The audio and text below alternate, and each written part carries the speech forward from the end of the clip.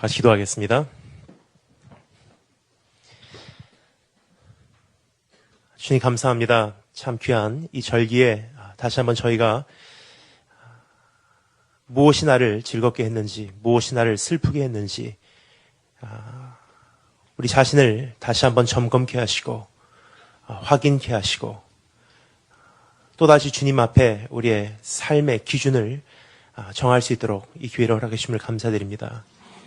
오늘 이 말씀을 통해서 우리에게 다가오신 하나님의 음성 우리가 직접 대면하기를 소망하오니 오늘 부족한 종 오늘 귀한 말씀 들고 섰사오니 말씀을 듣는 자나 말씀을 전하는 자나 주님 동일하게 예수 그리스도의 보혈에 핏뿌림이 있게 하시며 깨끗게 하시고 정결케 하시사 주 성령께서 마음껏 이 시간 주님 마음 깊은 곳에 있는 안타까움과 아쉬움 그리고 우리를 향한 하나님의 사랑의 마음을 전해주기를 소망합니다. 지금부터 시간을 우리 주님 손에 의탁하옵고 살아계신 우리 주 예수 그리스도 이름으로 기도합니다. 오늘부터 시작되는 이 3일 동안의 시간 우리가 정말 이 고난주의를 어떻게 우리가 살아가야 하는지 이 3일 동안의 집회를 통해서 고난주간이라는 이 특별한 절기를 우리의 발판으로 삼아 우리의 신앙에 또 새로운 문이 열리기를 소망합니다. 그래서 오늘 밤에는 추억을 향해 통곡하라라는 제목으로 오늘 주어진 이 본문 말씀을 통해서 주님의 음성에 우리가 함께 귀를 기울여 살펴보도록 하고요. 내일은 은혜를 통해 강건하라 말씀하신 주님의 음성을 통해 또 새로운 축복과 내 인생을 향한 납득의 시간이 되기를 소망합니다. 그리고 마지막 날 그 금요일 날 저녁에는 예수와 함께 살아내라 말씀하신 주님의 음성을 여러분과 제가 함께 생각해 보도록 하겠습니다. 추억을 향해 통곡하라, 은혜를 통해 강건하라, 예수와 함께 살아내라. 그럼 오늘 첫 번째는요, 여러분 한번 따라해 주시면 감사하겠습니다. 추억을 향해 통곡해라. 오늘 밤 지금 이 시간 우리가 살펴보기를 원하는 이 말씀은 회복을 갈망하는 백성들의 모습이 아닌가 생각이 됩니다. 오늘 이 말씀은 우리에게 이렇게 선포하고 있습니다. 바벨론의 멸망이 가까이 왔으니 이제 통곡함으로 너의 남은 삶을 충만케 하라. 다시 말씀드리도록 하겠습니다. 바벨론의 멸망이 가까이 왔으니 이제 통곡함으로 너의 남은 삶을 충만케 하라. 즉 주님 다시 오실 날 멀지 않았으니 너희는 애통함으로 그의 다시 오시는 그 길을 완성해내라는 것입니다. 여러분 우리가 참 잘못된 어떠한 사상을 받아들이지 않았나 생각을 합니다. 그것은 무엇이냐면요, 항상 기뻐하라라는 그 말씀 자체를 우리가 잘못 번역을 했다고 생각을 합니다. 항상 기뻐하라 그렇게 우리가 말씀은 이해를 하는데 우리가 이해하기로는 그냥 항상 즐거워하라는 개념으로 우리가 그 말씀을 받아들였습니다. 하지만 성경에서 말하는 이 joy, 기쁨이라는 것은요, 그냥 우리가 생각하는 얕은 즐거움의 차원이 아니라는 것입니다. 슬픔 속에서 웃을 수 없는 그 현장 속에서 충분히 아파하지만 주여와 하나님 한 분만으로 내가 만족하겠습니다라는 고백이에요. 여러분 사실 항상 즐거워하는 사람은 굉장히 위험한 사람입니다. 하지만 정말 예수 그리스도 한 분만으로 만족하고 비록 눈물이 있고 고통이 있고 아픔이 있다 할지라도 이 삶을 충실히 살아나가는 사람은요, 하나님 나라의 백성으로 일컬음을 얻을 것입니다.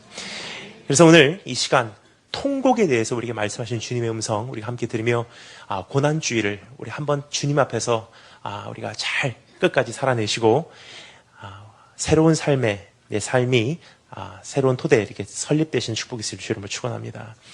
그럼 오늘 이 말씀을 우리가 조금 더 구체적으로 살펴보기 위해서 다음과 같은 4가지로 이 본문 말씀을 우리가 나누어 생각해 보도록 하겠습니다. 첫 번째, 시온의 추억. 두 번째, 이방의 아픔. 세 번째, 기쁨의 원천. 네 번째, 복수의 계절. 4가지로 우리가 생각해 보도록 하겠습니다. 시온의 추억, 이방의 아픔, 기쁨의 원천, 복수의 계절. 영화 제목 같습니다. 근데 우리 4가지를 여러분과 제가 이 말씀을 통해서 한번 살펴보도록 하겠습니다. 첫 번째 따라서 감사하겠습니다. 시온의 추억. 그 어떠한 강사, 어떠한 설교자의 말이 아니라 우리 하나님의 말씀을 우리 다시 한번 내 가슴에 되새기고자, 그리고 그 말씀이 정말로 시온의 추억에 대해서 말씀하고 있는 것을 우리가 확인하고자 직접 한번 읽어보도록 하겠습니다. 1절 말씀을 시온의 추억에 대해서 우리에게 말씀하시고 계신 주님 음성 읽겠습니다. 다 같이 1절 말씀 한 목소리 읽겠습니다. 시작.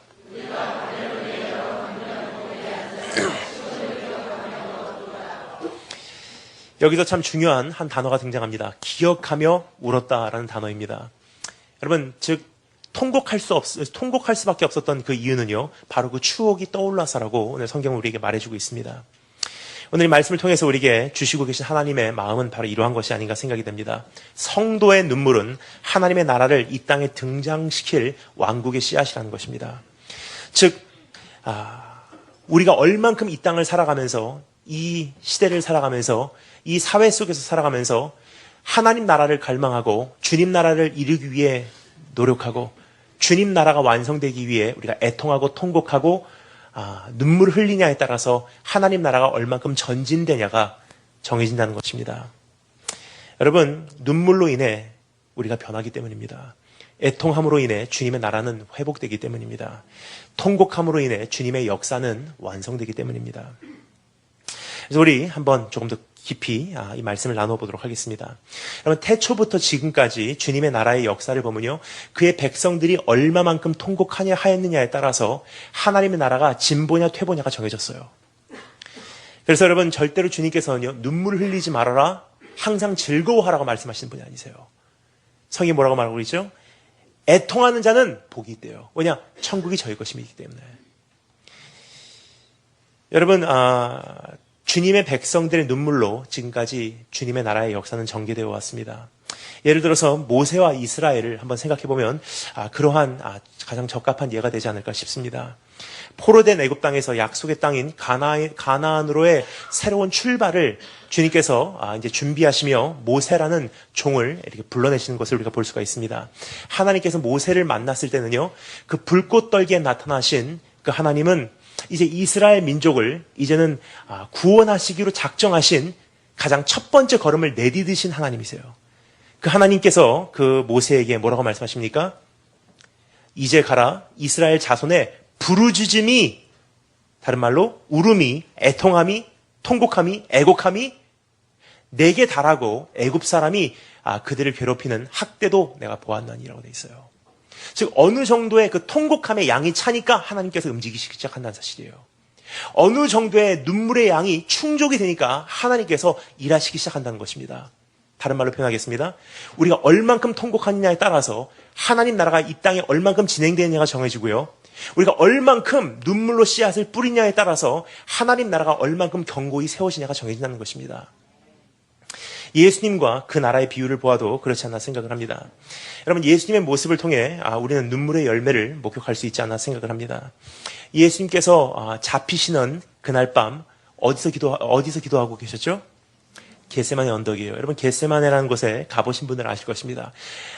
이스라엘의 산들, 이전에는 그 지역을요, 예루살렘 지역을 모리아 땅이라 그랬죠. 그 하나님께서 그 아브라함을 불러서 네 아들 이삭을 하나님께 드리는 번제로 드리라 했을 때, 우리가 흔히 그 말씀을 이해할 때는 모리아 산에 갖고 바치라고 우리가 이해를 하고 있어요. 근데 말씀을 읽어보면 이렇게 돼 있죠. 모리아 땅에 가서 그곳에 있는 많고 많은 산 중에서 그 어느 한 산을 하나님께서 지명하시니 거기서 지내래요. 그 모리아 땅이라는 것은요, 지금으로 말하면 예루살렘 지역을 얘기하고 있습니다. 여러분, 예루살렘 다녀오신 분들 아시겠지만 예루살렘 주변에는 굉장히 많은 이스라엘의 산이 있습니다. 그 산 중에 하나가 감람산이라는 곳이에요. 근데 감람산의 정상에 올라가기 전에 딱 중턱에 위치하고 있는 한 언덕이 있습니다. 그 언덕의 이름을 우리는 겟세마네 언덕이라고 부르고 있습니다. 그 겟세마네 언덕에서 주님께서 어떻게 하셨습니까?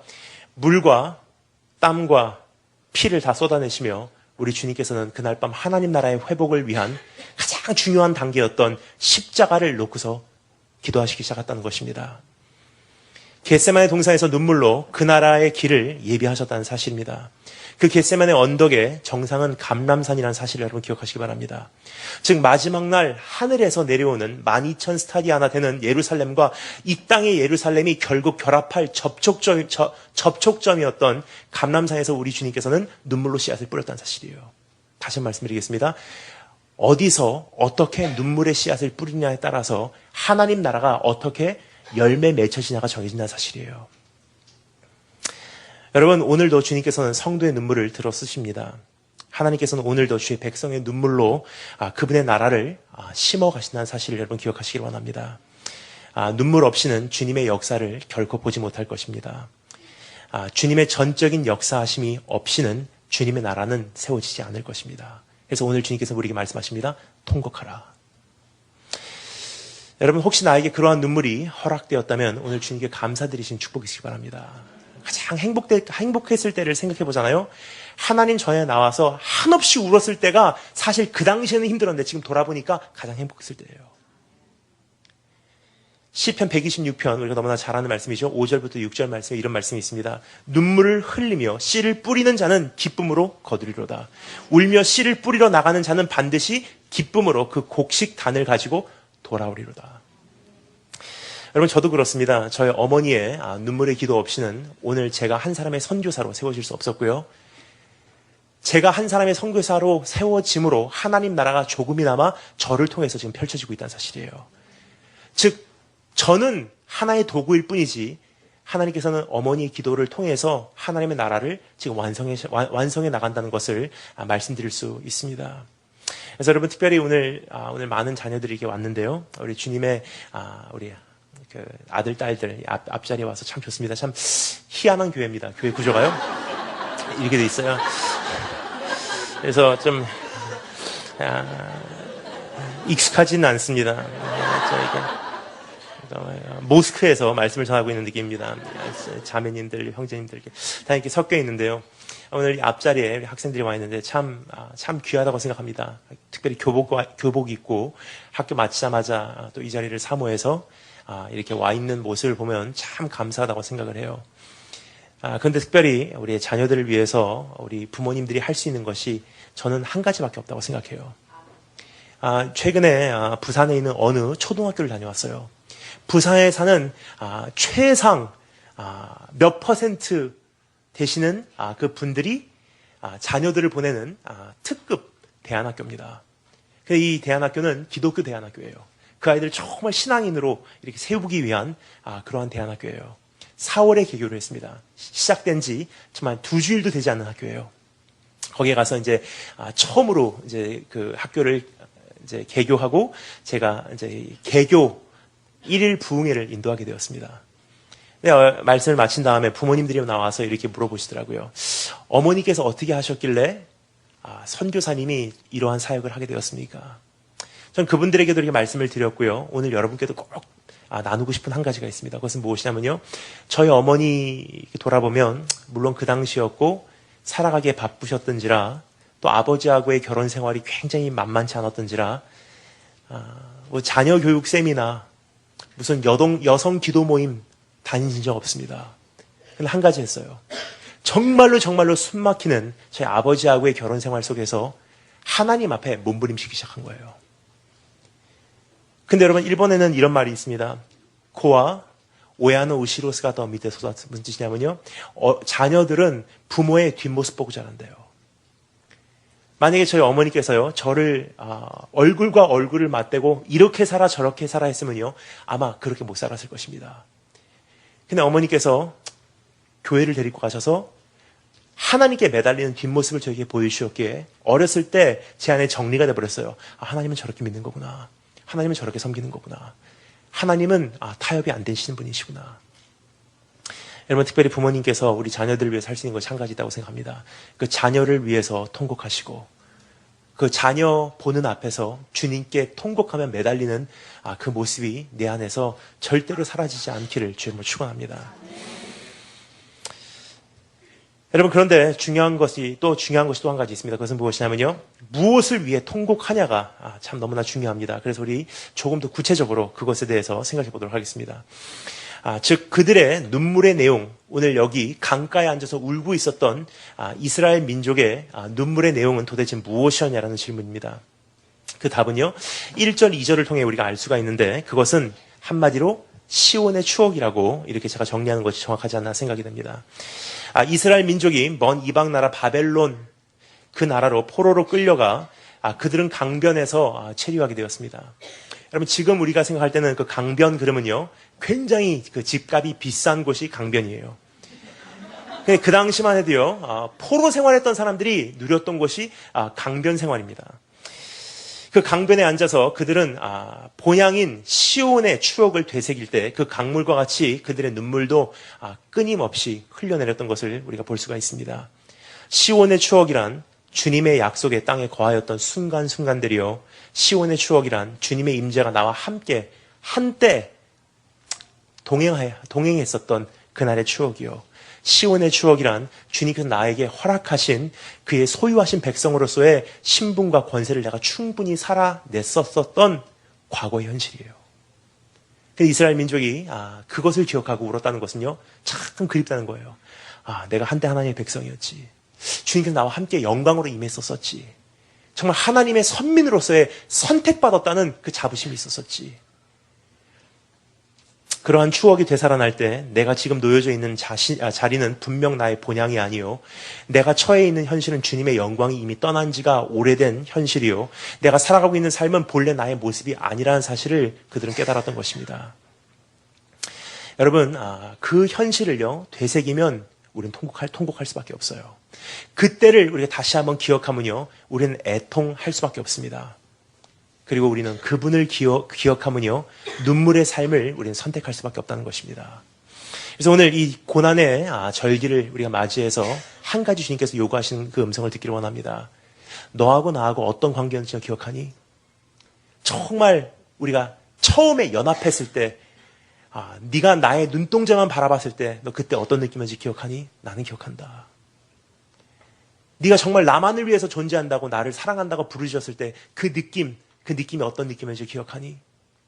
이것을 에베소 교회를 향한 주님의 말씀에서 이렇게 말씀하시죠. 너의 처음 사랑을 네가 버려놓으라. 여러분, 오늘 그 시온의 추억을 다 소유하고 계신 줄 믿습니다. 오늘 그 시온의 추억을 여러분 기억하시고 주님과 함께 누렸던 그때, 주님의 영광이 나와 함께 계셨던 그때, 주님을 나의 하나님, 나의 주님, 나의 아버지로 불렀었던 그때가 내 삶 속에 있었던 것을 여러분 기억하시고 오늘 다시 한번 통곡의 자리로 나오신 여러분 되시길 주님을 축원합니다. 여러분 두 가지 시온을 제가 말씀드리고 그 다음으로 우리가 살펴보도록 하겠습니다. 첫 번째는요, 개인적인 시온이 있다고 생각합니다. 예수 그리스도를 통한 자들에게는 개인적인 시온의 회복을 하나님께서 허락해 주신다는 것입니다. 주님을 만나는 그 순간부터 펼쳐지는 축복의 현실입니다.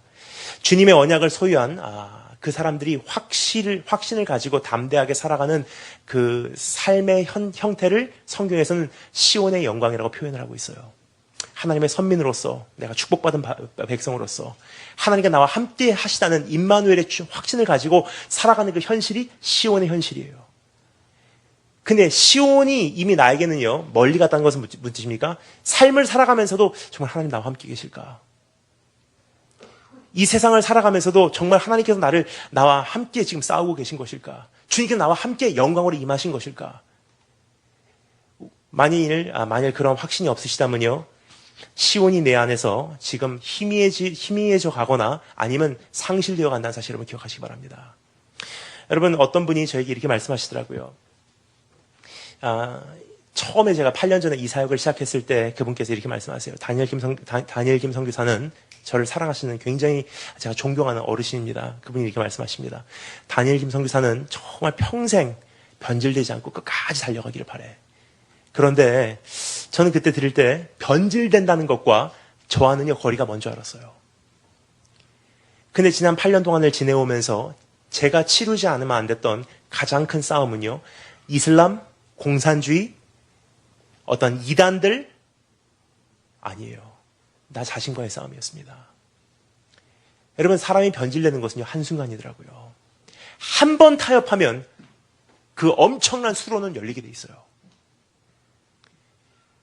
여러분 오늘 혹시나 한순간이라도 내가 조금이나마 주님의 사랑을 내가 상실해 가거나 주님의 그 임재에서 내가 멀어진다는 것을 느끼신다면요, 내가 충분히 통곡할 만한 나에게는 이유가 있다는 사실을 여러분 자각하시는 축복이 있으시기 바랍니다. 여러분 이제는 통곡의 자리로 나오실 때입니다. 주님 나라 멀지 않았기에, 이제는 이 세상의 멸망이 멀지 않았기에 다시 한번 나와 내 가정, 이 땅과 하나님의 교회, 그리고 주님 나라의 완성을 위해서 이제는 우리 주의 백성들이요, 이번 고난주의를 통해서, 이번에 부활절을 통해서 하나님 앞에 다시 한번 통곡하는 자리로 설립되어 나머지 경주를 달려내시는 그런 꿈을 꾸게 됩니다. 두 번째, 주님께서 말씀하시는 그 시온이라는 것은요, 개인적인 시온도 있지만 역사적인 시온도 오늘 이 말씀에서는 담겨져 있다고 생각을 합니다. 하나님께서 태초에 천지를 창조하셨을 때 세상이 바로 이 시온의 현실이 아니었나 생각이 됩니다. 우리를 약속의 땅에 거하게 하셨으며 주님의 깊은 교제 속에서 누리게 하셨고, 주님의 사랑의 대상으로 그 동산을 걷게 하셨던 추억이 바로 에덴의 추억이요, 시온의 추억이에요. 어떻게 보면 오늘 이 세상과의 현실과는 너무나 동떨어져 있다는 것입니다. 그러면요, 내가 정말 주님을 만난 경험이 없는 사람에게도요, 오늘 이 현실은 해당이 돼요. 지금까지 말씀을 들으면서 어떤 분들이 이렇게 생각하셨을 거예요. 나는 주님을 만난 적도 없고요, 나는 시온을 향한 추억이 아니라 시온 자체를 나는 경험해 본 적이 없습니다. 그런 분들에게도 지금 두 번째 시온은요, 해당이 돼요. 왜 그렇습니까? 예를 들겠습니다. 여러분, 바닷물에 사는 물고기를요, 민물에 넣으면 어떻게 되죠? 죽어요. 왜 그렇습니까? 바닷물고기는요, 바닷물에서만 살 수 있도록 몸이 디자인됐어요. 그 염도와 거기에 내 있는 그 물의 수질과 이 모든 것이 바닷물에 사는 물고기에는요, 그것이 토양이에요. 그냥 민물에 들어오니까 어떻게 되죠? 아무리 내가 민물고기라고 자기가 자부를 해도요, 민물에 들어가는 순간 안 맞는 거예요.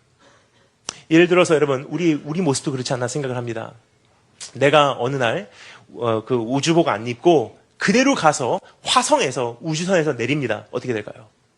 내 몸이 폭발해버려요. 왜 그렇습니까? 내가 만들어진 육신은요, 지구라는 곳에서 살 수 있도록 디자인됐거든요. 산소라든지 이 피부의 어떤 껍질의 두께라든지 이 중력이라든지 이 모든 것이 지구에 맞게 만들어진 거예요. 근데 화성에 가면요, 내가 어디서 왔는지 모른다 할지라도 한 가지는 알 수 있어요. 여기는 내 집이 아니구나. 왜냐, 안 맞거든요. 여러분, 우리가 살아가면서 적어도 내가 주님을 경험한 적이 없다 할지라도 한 가지는 알 수 있어요. 세상살이 하면서 안 맞다고 생각 안 하십니까? 끊임없는 고난, 끊임없는 노동, 끊임없는 아픔, 끊임없는 불안감, 끊임없는 남과 나와의 비교할 수 없는 이 현실.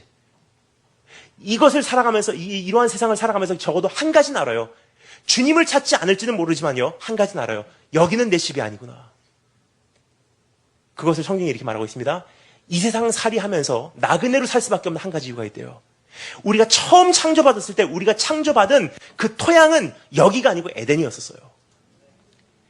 에덴의 그 교제권을 누릴 수 있도록 창조받은 것이 우리의 디자인이에요. 하나님의 영광을 목격할 수 있도록 디자인된 것이 우리의 몸이에요. 주님의 임재를 느낄 수 있도록 디자인된 것이 우리의 삶입니다. 근데 거기서 쫓겨남을 당했어요. 그냥 뭔가가 something's missing. 뭔가가 아직 아닌 거예요. 뭔지는 몰라요. 아니, 뭔가가 아닌 거예요. 여러분, 배고파 하신 적 있으시죠? 여러분, 배고프면요, 어디에 음식이 있는지는 몰라도요, 배고프면 음식이 어딘가에 있는 것은 압니다. 그렇죠? 정확하게 어느 위치에 음식이 있는지는 몰라도요, 내가 먹어야지 산다는 걸 알아요. 내가 먹기 위해서 뭔가 이것이 충족돼야 되지 않으면 안 된다는 것을 알고 있어요. 여러분, 오늘 내가 하나님의 임재를 경험하고 주님의 영광을 경험하고 주님과 동행하는 삶을 경험하고 이 모든 것이 내 삶 속에서는 없었다 할지라도 적어도 이 세상을 살아가면서 한 가지는 압니다. 이 세상이 내 집이 아니라는 거예요. 여러분, 그런데 오늘 주님께서 우리에게 기회를 주십니다. 내가 시온을 향한 어떤 추억을 갖고 있던, 아니면 내 안에 있는 잠재적인 그 영원한 시온, 궁극적인 시온을 향한 어떠한 갈망함이 내 안에 잠재적으로 깔려있던, 한 가지 분명합니다. 다시 한번 애통하는 자리로 나오면 처음 사랑을 회복시켜서 내 개인적인 시온을 나에게 회복을 시켜주시든지, 아니면 하나님께서 영원한 시온, 정말 주님 나라의 시온으로 날 인도해 주시는 그 통로를 열어주시든지 하나님께서 오늘 그렇게 우리가 하시겠노라고 약속하시고 계신 주님의 음성에 우리 화답하신 여러분 되시길 주님으로 축원합니다. 만약 나의 눈물이 없다면 회복된 그 나라도 나에게는 추상적인 대상일 뿐 그것을 향한 참된 사모함은 내 안엔 존재하지 않을 것입니다. 그래서 여러분 정말 주님 다시 오시옵소서. 주님 내가 정말 주님을 사모합니다. 아무리 말을 해도요. 정말 주님 앞에 울부짖고 통곡하고 주님과 씨름할 만한 그 내 안에 노력이 없다면요. 내가 갈망하고 있는 천국, 내가 갈망하고 있는 주님이라는 것은 추상적인 어떠한 이야기로 끝날 것입니다. 오늘 다시 한번 그 통곡함이 내 삶 속에서 충만히 채워지신 여러분 되시길 주님을 축원합니다. 두 번째 단어를 감사하겠습니다. 이방의 아픔. 첫 번째는 시온의 열정파들이 계십니다. 시온의 추억이고요. 두 번째는 이방의 아픔입니다. 우리 다 같이 이방의 아픔에 대해서 우리 주님께서 뭐라고 말씀하시는지 직접 읽어보도록 하겠습니다. 2절부터 4절 다 같이 한 목소리로 읽겠습니다. 2절부터 4절 다 같이 한 목소리로 이방의 아픔이라고 우리 함께 읽겠습니다. 시작.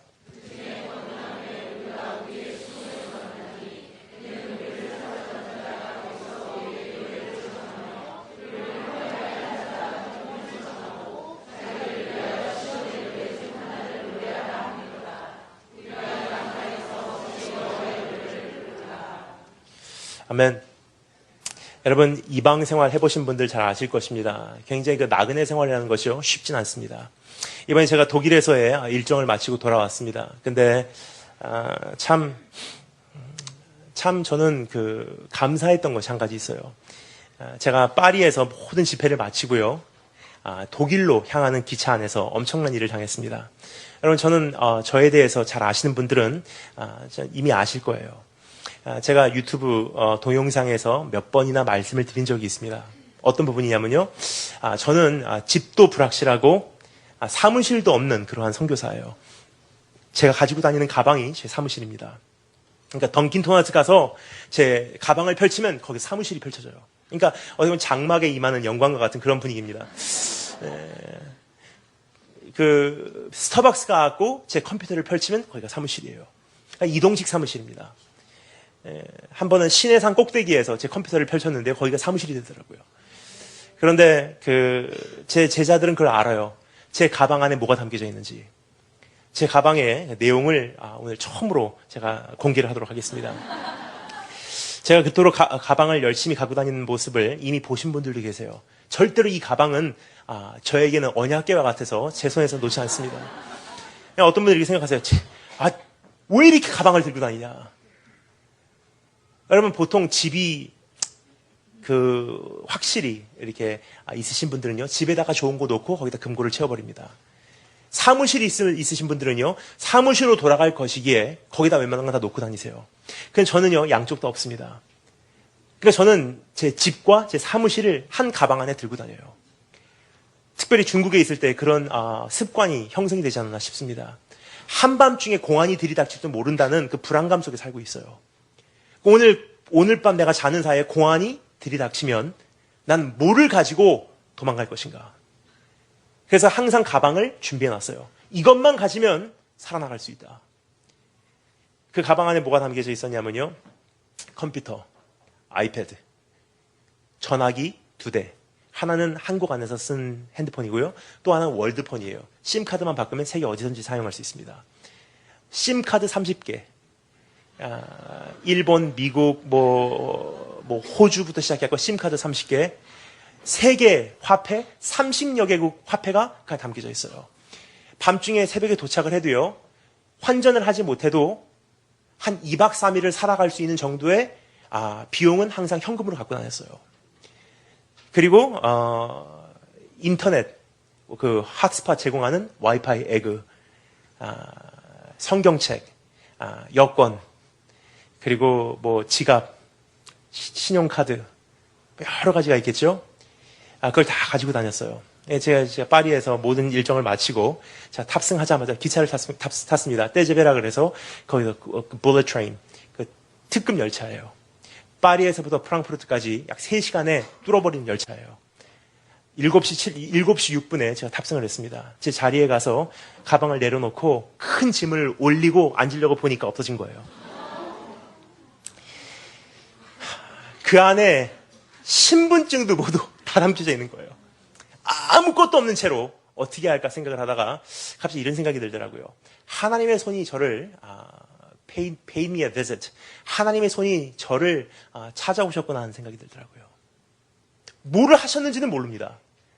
근데 하나님께서 제 손에, 제 삶에 개입하신 것만은 분명해요. 그러니까 제가 너무 감사한 것은요, 하나님께서 개입하셨다면 분명히 살아나갈 수 있는 길도 허락해 주셨다는 생각이 들어요.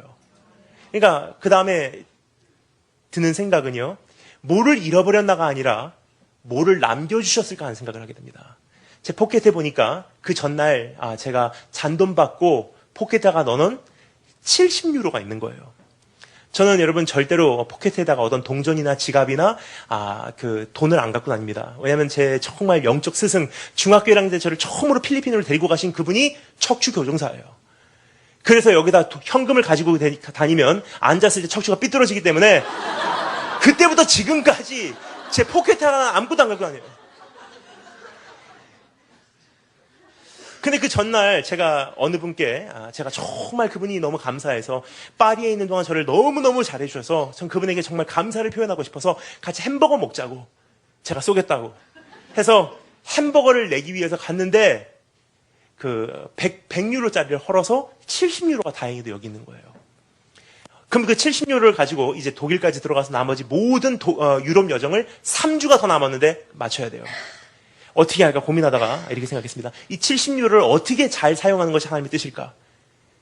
일단은 기차에서 내리자마자 그 경찰서에 가서 police report, 그러니까 경찰 그 신고하고요. 그 리포트를 가지고 신용카드를 먼저 다 정지를 시켰어요. 어떻게 정지를 시켰냐면요. 제가 그 전날 묵었던 호텔로 걸어간 거예요. 짐을 끌고서. 저는 한 통화만 시켜달라. 안 된대요. 한 통화만, 부탁해 한 통화만. 그러면 딱 10분 동안 한 통화를 해요. 근데 신용카드는 5개 다 정지시키지 않으면 안 됩니다. 그럼 어떻게 했냐면요.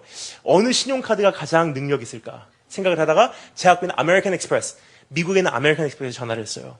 전화를 하니까 아메리칸 익스프레스가 그러면 정말 안타깝군요. 정말 죄송합니다. 그런 일을 당해서 정말 힘드시겠군요. 당황하지 마시고 죄송합니다. 그 보이스피싱 아닙니다. 당황하지 마시고 당황하셨네요. 예.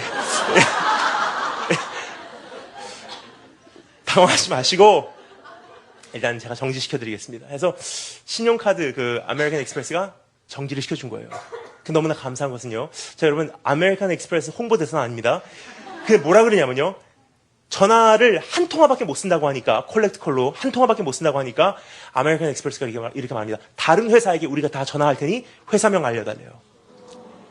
아메리칸 익스프레스 하나 전화하니까 나머지 4개 회사는요 다 정지가 됐어요. 그리고 거기서 이 70유로를 어떻게 쓸까 생각을 하다가 거기서 택시비로 사용해서 대사관에 갔어요. 대사관에 가서 임시 여권을 요청을 했습니다. 요청했는데 기가 막힌 현실이 일어납니다. 거기서 이제 여권 기다리고 있는데요. 사진을 찍어 오래요.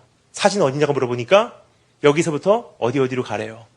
제가 만약에 그냥 걸어갔다 돌아왔으면요. 그날 사진만 찍고 와도 하루가 날아갔어요. 사진 어디서 찍습니까? 물어봤는데 어디로 가래요. 갔다 올 만한 거리입니까? 물어보니까 설명을 해주는데요. 뒤에서 다니엘 김 선교사님 그래요. 돌아보니까 어떤 청년이요. 어제 정말 큰 은혜 받았습니다. 지금 무슨 일이세요? 저에게 물어봐요. 지금 사진 찍으러 가야 되고 이런 일이 있다고 말씀을 드리니까 그 청년이요. 모셔다 드릴게요 하고 자동차로 저를 픽업해서 사진 찍고 돌아왔어요. 그리고 돌아와서 다시 접수를 합니다. 여권이 나왔어요. 한국에서 500유로를 그냥 송금하고 보내줬어요. 영사 콜로 하면요.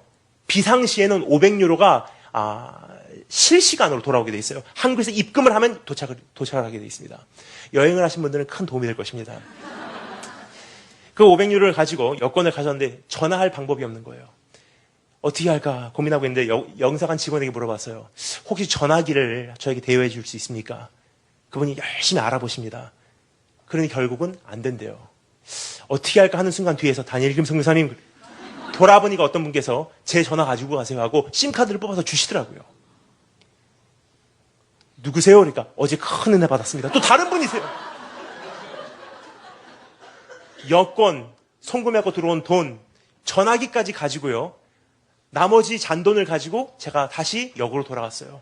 역으로 돌아가서 아침에 날린 그 기차표를 보여주니까 공짜표를 하나 끊어주더라고요. 그것을 가지고 점심 사왔고 기차를 올라타니까 정확하게 70유로예요. 정확한 하나님이세요. 그리고 저는 이제 기차를 타고 독일에 도착했는데요. 그때부터 정말 감사한 것이 한 가지 있어요. 그것은 무엇이냐면요. 독일이요 이번에 딱 독일 이민 역사 50주년이에요. 1964년에 처음으로 유학생으로 가시고요. 67년부터 광부들하고 간호사들이 독일로 이민을 가시기 시작한 거예요. 근데 여러분 그때 어떤 느낌이었을까 하는 생각을 할 때 아마 저 같은 느낌이 아니었나 생각돼요. 돈도 없고 가방도 없고 있어야 할 그 숙소도 불확실하고 오늘 이 땅에서 나를 맞아줄지. 여러분 유럽 한가운데서 아무것도 없어 보지 않으면요. 그 느낌 잘 모르십니다. 정말로 벌거벗은 느낌이에요. 여러분 근데 이것이 이방 땅에서 겪는 어떤 우리의 그 나그네의 마음이 아닌가 생각이 돼요. 즉 이방인들에게 이방 땅에 사는 우리에게는요. 나그네의 아픔이 있다는 것입니다. 그럼 그 나그네의 아픔이 무엇인지 오늘 이 말씀을 통해서 우리가 적어도 세 가지를 알 수가 있습니다. 시온을 상실한 자들 나그네의 삶이 펼쳐집니다. 그 나그네의 삶은 반드시 아픔으로 연결이 됩니다. 그 아픔은 도대체 어떠한 아픔인지 우리 한번 생각해 보도록 하겠습니다. 첫 번째 세상이 우리에게 말하는 첫 번째 아픈 메시지가 있습니다. 따라서 감사하겠습니다. 여호와께 드리는 예배를 포기하라. 이것이 이방 땅이 우리에게 오늘 외치고 있는 메시지입니다. 2절 말씀에 이렇게 되어 있죠. 그 중에 버드나무에 우리가 우리의 수금을 걸어놨니라고 되어 있어요. 즉 하나님께 찬양했던 이 수금을요, 이제는 버드나무에 그냥 걸어놓을 만큼 이방 땅에 사는 그 사람들에게는 그 찬양과 예배가 중단이 되었다는 사실이에요. 세상은 끊임없이 우리의 예배된 삶이 포기되기를 요구합니다. 태초부터 지금까지 두 가지 나라가 끊임없이 충돌해 왔음을 우리는 알 수가 있습니다. 뭐죠? 하나님의 나라와 세상의 나라예요. 성경에서는 이것을 예루살렘과 바벨론이라는 이 두 가지 상징으로 표현을 하고 있습니다. 근데 여러분 바벨론, 그럼 우리는 바벨론이라는 어떠한 그 왕국을 생각하는데요. 이 바벨론이라는 것은 바벨탑의 왕국형 형태예요. 이 단어는 바벨론이라는 이 단어의 원어적 의미는요. 바벨론 무슨 뜻입니까?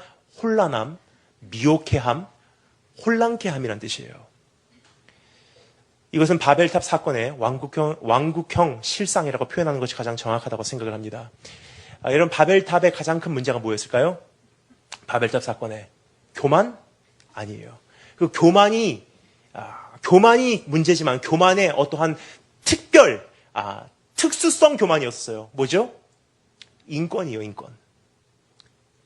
우리가 하나님과 같이 될 수 있던 모든 인간이 완전히 인권이 신격화되는 것이 바벨탑의 사건의 가장 근본적인 문제가 아니었나 생각이 됩니다. 여러분 분명히 말씀드리겠습니다. 우리가 서양 교회의 영향을 받다 보니 서양 문화의 영향을 받다 보니 인권이 마치 하나님께서 기뻐하시는 거라고 생각을 해요. 근데 그것은 어떻게 보면 우리 청소년들에게는요 조금 이것이 안 통합니다. 왜냐? 청년들은 지금 이 시대를 살아가고 있기 때문에 우리와는 조금 다른 면이 있어요. 지금 저와 거의 비슷한 또래 되시는 우리 형제 자매분들이시다라든지 아니면 우리 전 세대 우리 어르신들은요 냉전을 경험하신 분들이세요. 냉전 때는 이 세상이 어떻게 됐죠? 두 개의 큰 힘으로 two major powers 두 개의 세상을 다스리는 큰 힘으로 세상이 나누어졌던 때가 있었음을 우리가 기억합니다. 뭐죠? 미국과 소련이에요. 미국은 민주주의 국가의 대표였고요. 소련은 공산주의 국가의 대표였었어요. 그럼 미국은 뭐죠? 하나님을 열심히 믿는 나라예요. 그러면 소련은 뭐죠? 하나님을 안 믿는 불신자들이에요. 그러니까 냉전을 겪은 사람들의 생각에는요, 어떠한 틀이 형성이 됐냐면요, 민주주의 하나님 기뻐하시고, 인권 하나님 기뻐하시고, 인권이 없는 것 하나님 싫어하시고, 굉장히 단순하게 우리가 그 안에서 우리의 어떠한 세계관이 형성이 되어버렸다는 사실이에요. 근데 여러분 중요한 것은요, 하나님께서 원하시는 것은요, 인권도 아니고 인권이 없는 것도 아니에요. 하나님께서 원하시는 것은 무엇입니까? 주 다스리시는, 주님께서 통치하시는 거예요. 그 안에서 인권이 발견될 수도 있고요. 그 안에서 나의 인권이 없어질 수도 있다는 사실이에요. 세상과 나는 간 곳 없고 구속한 주만 보이는 것이 하나님의 나라입니다. 근데 여러분, 우리는 서양 교회에 어떠한 영향을 받다 보니, 특별히 냉전을 통과하다 보니 우리 안에 형성이 된 것은요, 인권은 하나님의 뜻이구나. 그래서 북한의 인권이 인정되도록 우리가 기도합시다. 근데 인권이 진짜로 인정되면 어떻게 되죠? 바벨탑 사건이 일어납니다. 인권이 진짜로 일어나면 어떻게 되죠? 바벨탑 사건이 초래한 어떤 그 결과와 같이 복음을 가로막는 장애물들이 형성이 되기 시작해요. 인권이 인정되기 위해서 바벨탑을 쌓았고, 우리가 하나님과 같이 되기 위해서, 각자 하나님과 같이 되기 위해서 바벨탑을 쌓으니 어떻게 되죠? 언어가 달라짐으로 혼란케 되고, 언어가 달라졌기 때문에 어떻게 되죠? 하나님 나라가 산산조각내고 복음이 전파되는 것에 큰 장애물의 역할을 하기 시작했다는 사실이에요. 근데 여러분, 이것은요, 지금 중국 땅에서도 볼 수 있는 현실이 아닌가 생각돼요. 중국 어떻습니까?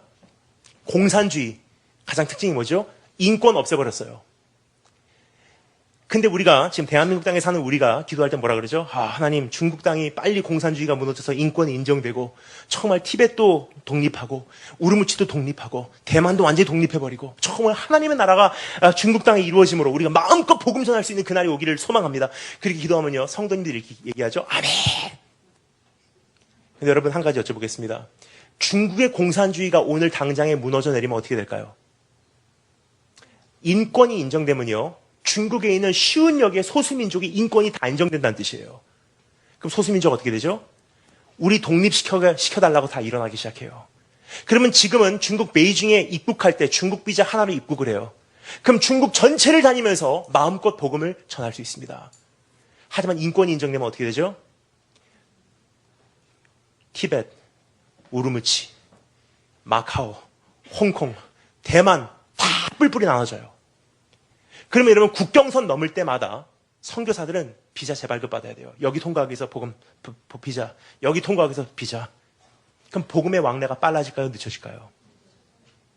인권이 인정된다는 것은 무슨 뜻입니까? 소수민족의 모든 언어가 인정되기 시작한다는 뜻이에요. 뭐죠? 바벨탑 사건의 재현입니다. 그럼 지금은 중국이 공산주의로 인해서 언어 통합이 이루어졌어요.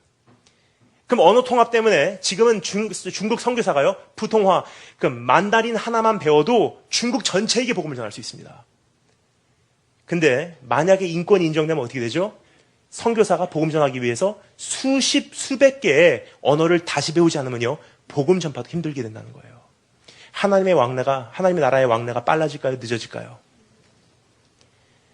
여러분, 우리가 정말 이 시대에 깨어 있어야 된다는 것은요, 무엇을 위해 기도하고 무엇을 위해서 우리의 성도의 삶을 투자해야 될까? 하나님의 나라는 절대로 인권주의도 아니고요, 사회의 정의도 우선이 되지 않는다는 사실이에요. 그래서 주님께서 말씀하십니다. 먼저 그의 나라와 그의 의를 구하래요. 굉장히 저는 위험하다고 생각을 합니다. 왜냐하면 많은 지역을 다니면서 보잖아요. 선교사님들이 전체 속에서 그 나라를 보시지 않기 때문에 무엇을 위해 기도해야 될지도 모를 때가 있어요. 특별히 예를 들어서 티벳에서 선교하시는 분들 많이 계십니다. 그런데요, 티벳에서 선교하시면서 언젠가 이 티벳이 정말 중국에서 분리해 나올 수 있도록 기도해 주세요. 근데 여러분, 티벳이 정말로 분리해 나오면 어떻게 될까요? 이젠 정말 기독교 선교사 티벳 들어가면요, 죽임당하는 것은 이건 당연한 거예요. 그래도 그나마 중국 정부가 다스리고 있기 때문에 티벳에 정말 힘들더라도 몇 명이라도 들어갈 수 있는 거예요, 기독교 선교사가. 악한 자도 하나님께서 그 쓰임에 맞게 지음을 받았대요. 하나님께서는 공산주의 위에서 통치하시고 계신 여호와 하나님이세요. 여러분, 바벨론은 오늘도 존재합니다. 세상은 물론이고 그러한 현실은 교회 안으로도 오늘 너무나 깊이 스며들고 있다는 것입니다. 인권이 우선이고 사람이 우선이고 사람을 즐겁게 하는 것이 우선이고, 이것이 바벨론의 현실이에요. 굉장히 혼란스러워져요. 다 내가 맞다, 네가 맞냐, 내가 맞냐. 뭐죠? 인권주의, 혼란스럽게 하면 바벨론.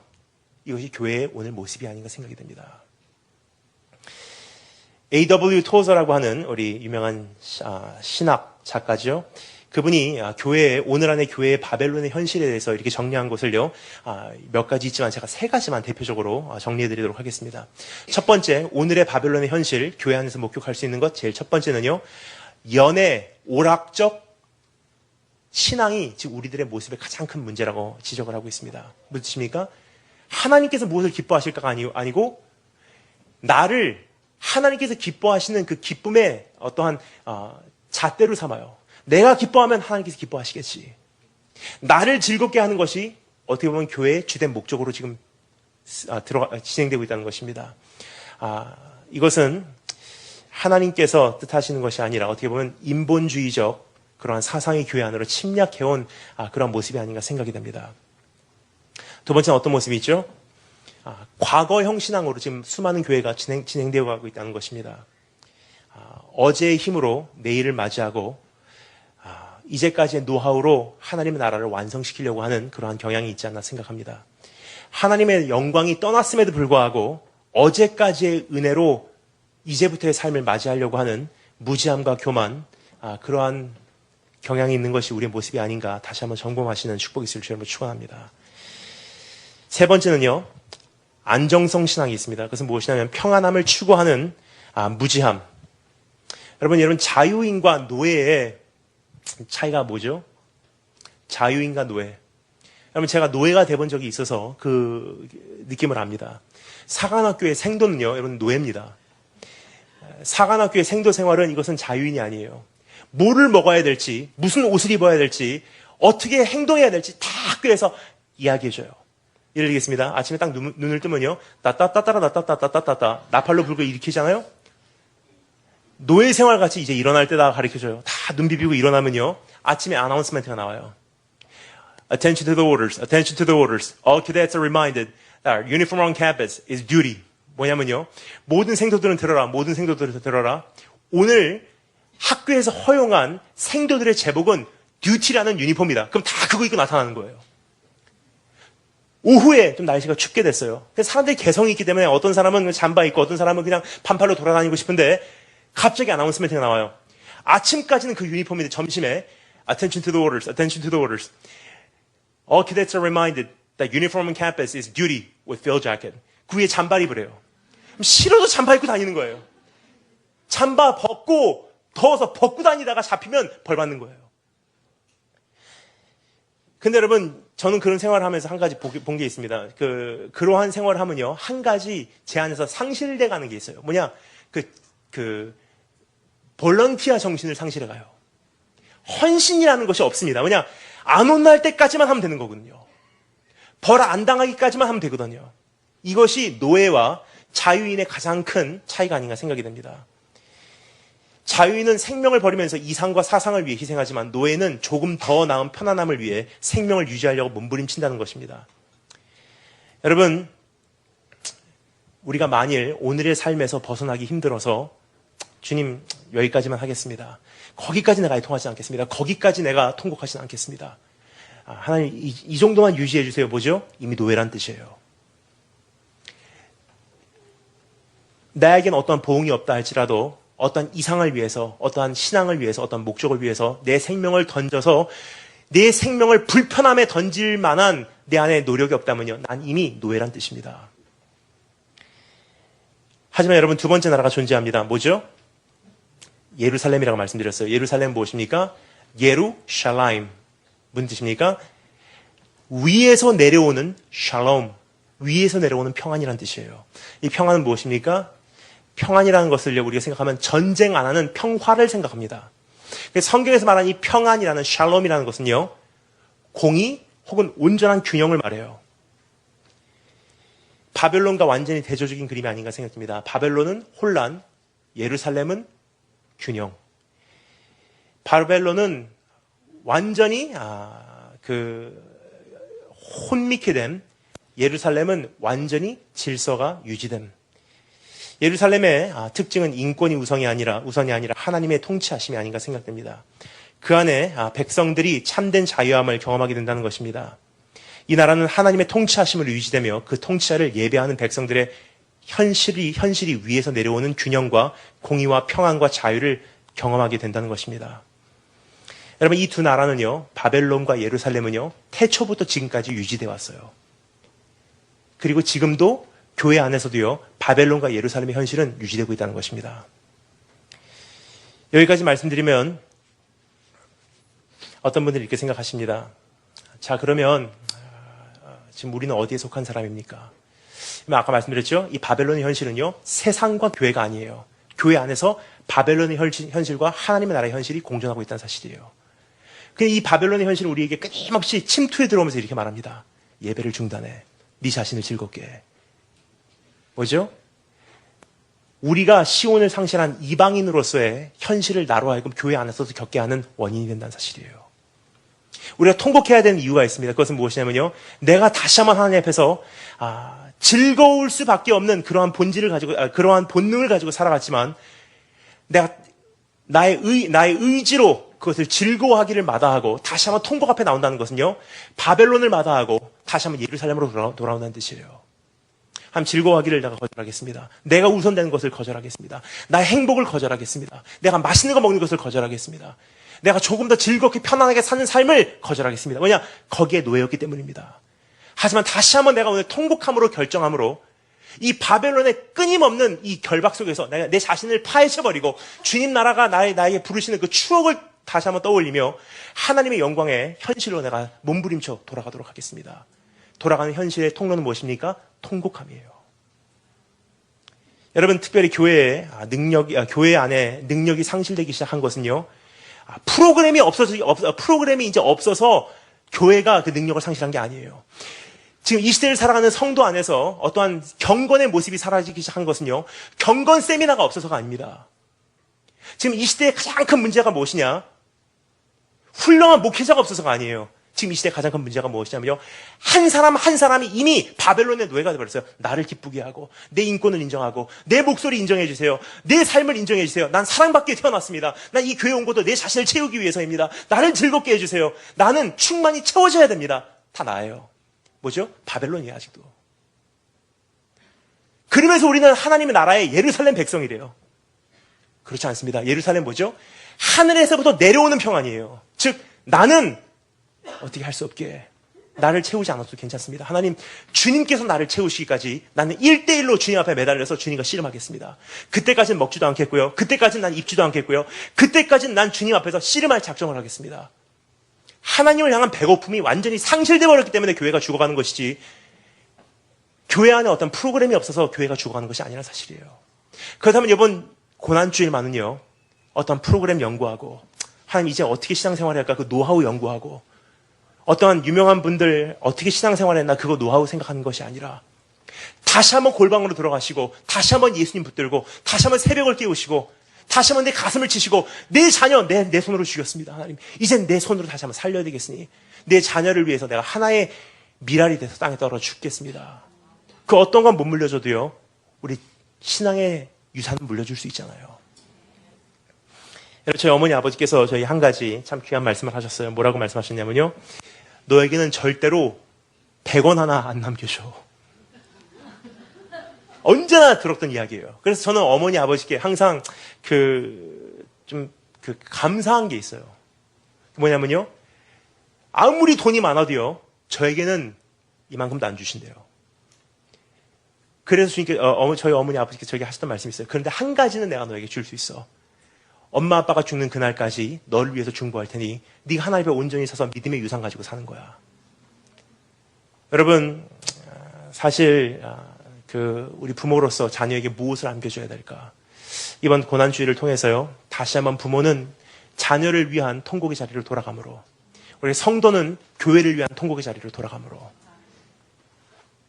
우리가 즐거워하기를 마다하시고 끊임없이 네 자신을 예배하라, 하나님을 예배하지 말아라 말하는 그 세상에서 이젠 역류하시고 우리 주님의 나라를 회복해 나가신 여러분 되시길 주님으로 축원합니다.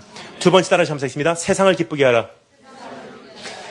세상의 첫 번째 우리에게 주는 메시지는 무엇입니까? 하나님을 예배하지 말라예요. 근데 이것은 이미 현실 속에서 일어나고 있는 것이고요, 내 삶 속에서도 펼쳐지고 있는 현실입니다. 지금 대한민국 사회에서 어떻죠? 계속 예배를 중단시켜 나간다는 사실이에요. 학교에서 어떻습니까? 학생들 이제 더 이상 학교에서 공식적으로 예배 드리지 못하는 날이 우리 눈앞에까지 와 있어요. 서울 시내에서 약 20-30개의 학교에서 우리 중학교, 고등학교에 다니며 기독 동아리 혹은 기도 모임을 인도하셨던 목사님이 계세요. 재작년 말에 저에게 전화 걸려왔어요. 전화를 받았습니다. 여보세요? 그러니까 그분이 목사님 좀 큰일 났어요. 정말 한 번만 만나주세요. 급하게 만나달라는 그러한 그분의 그 갈급함이 느껴졌기에 신촌 한가운데서 그분을 만나서 이렇게 대화를 하는데 그분께서 이렇게 말씀하시더라고요. 지금 대한민국 사정이 어떤 줄 아십니까? 그래요. 그 설명을 하세요.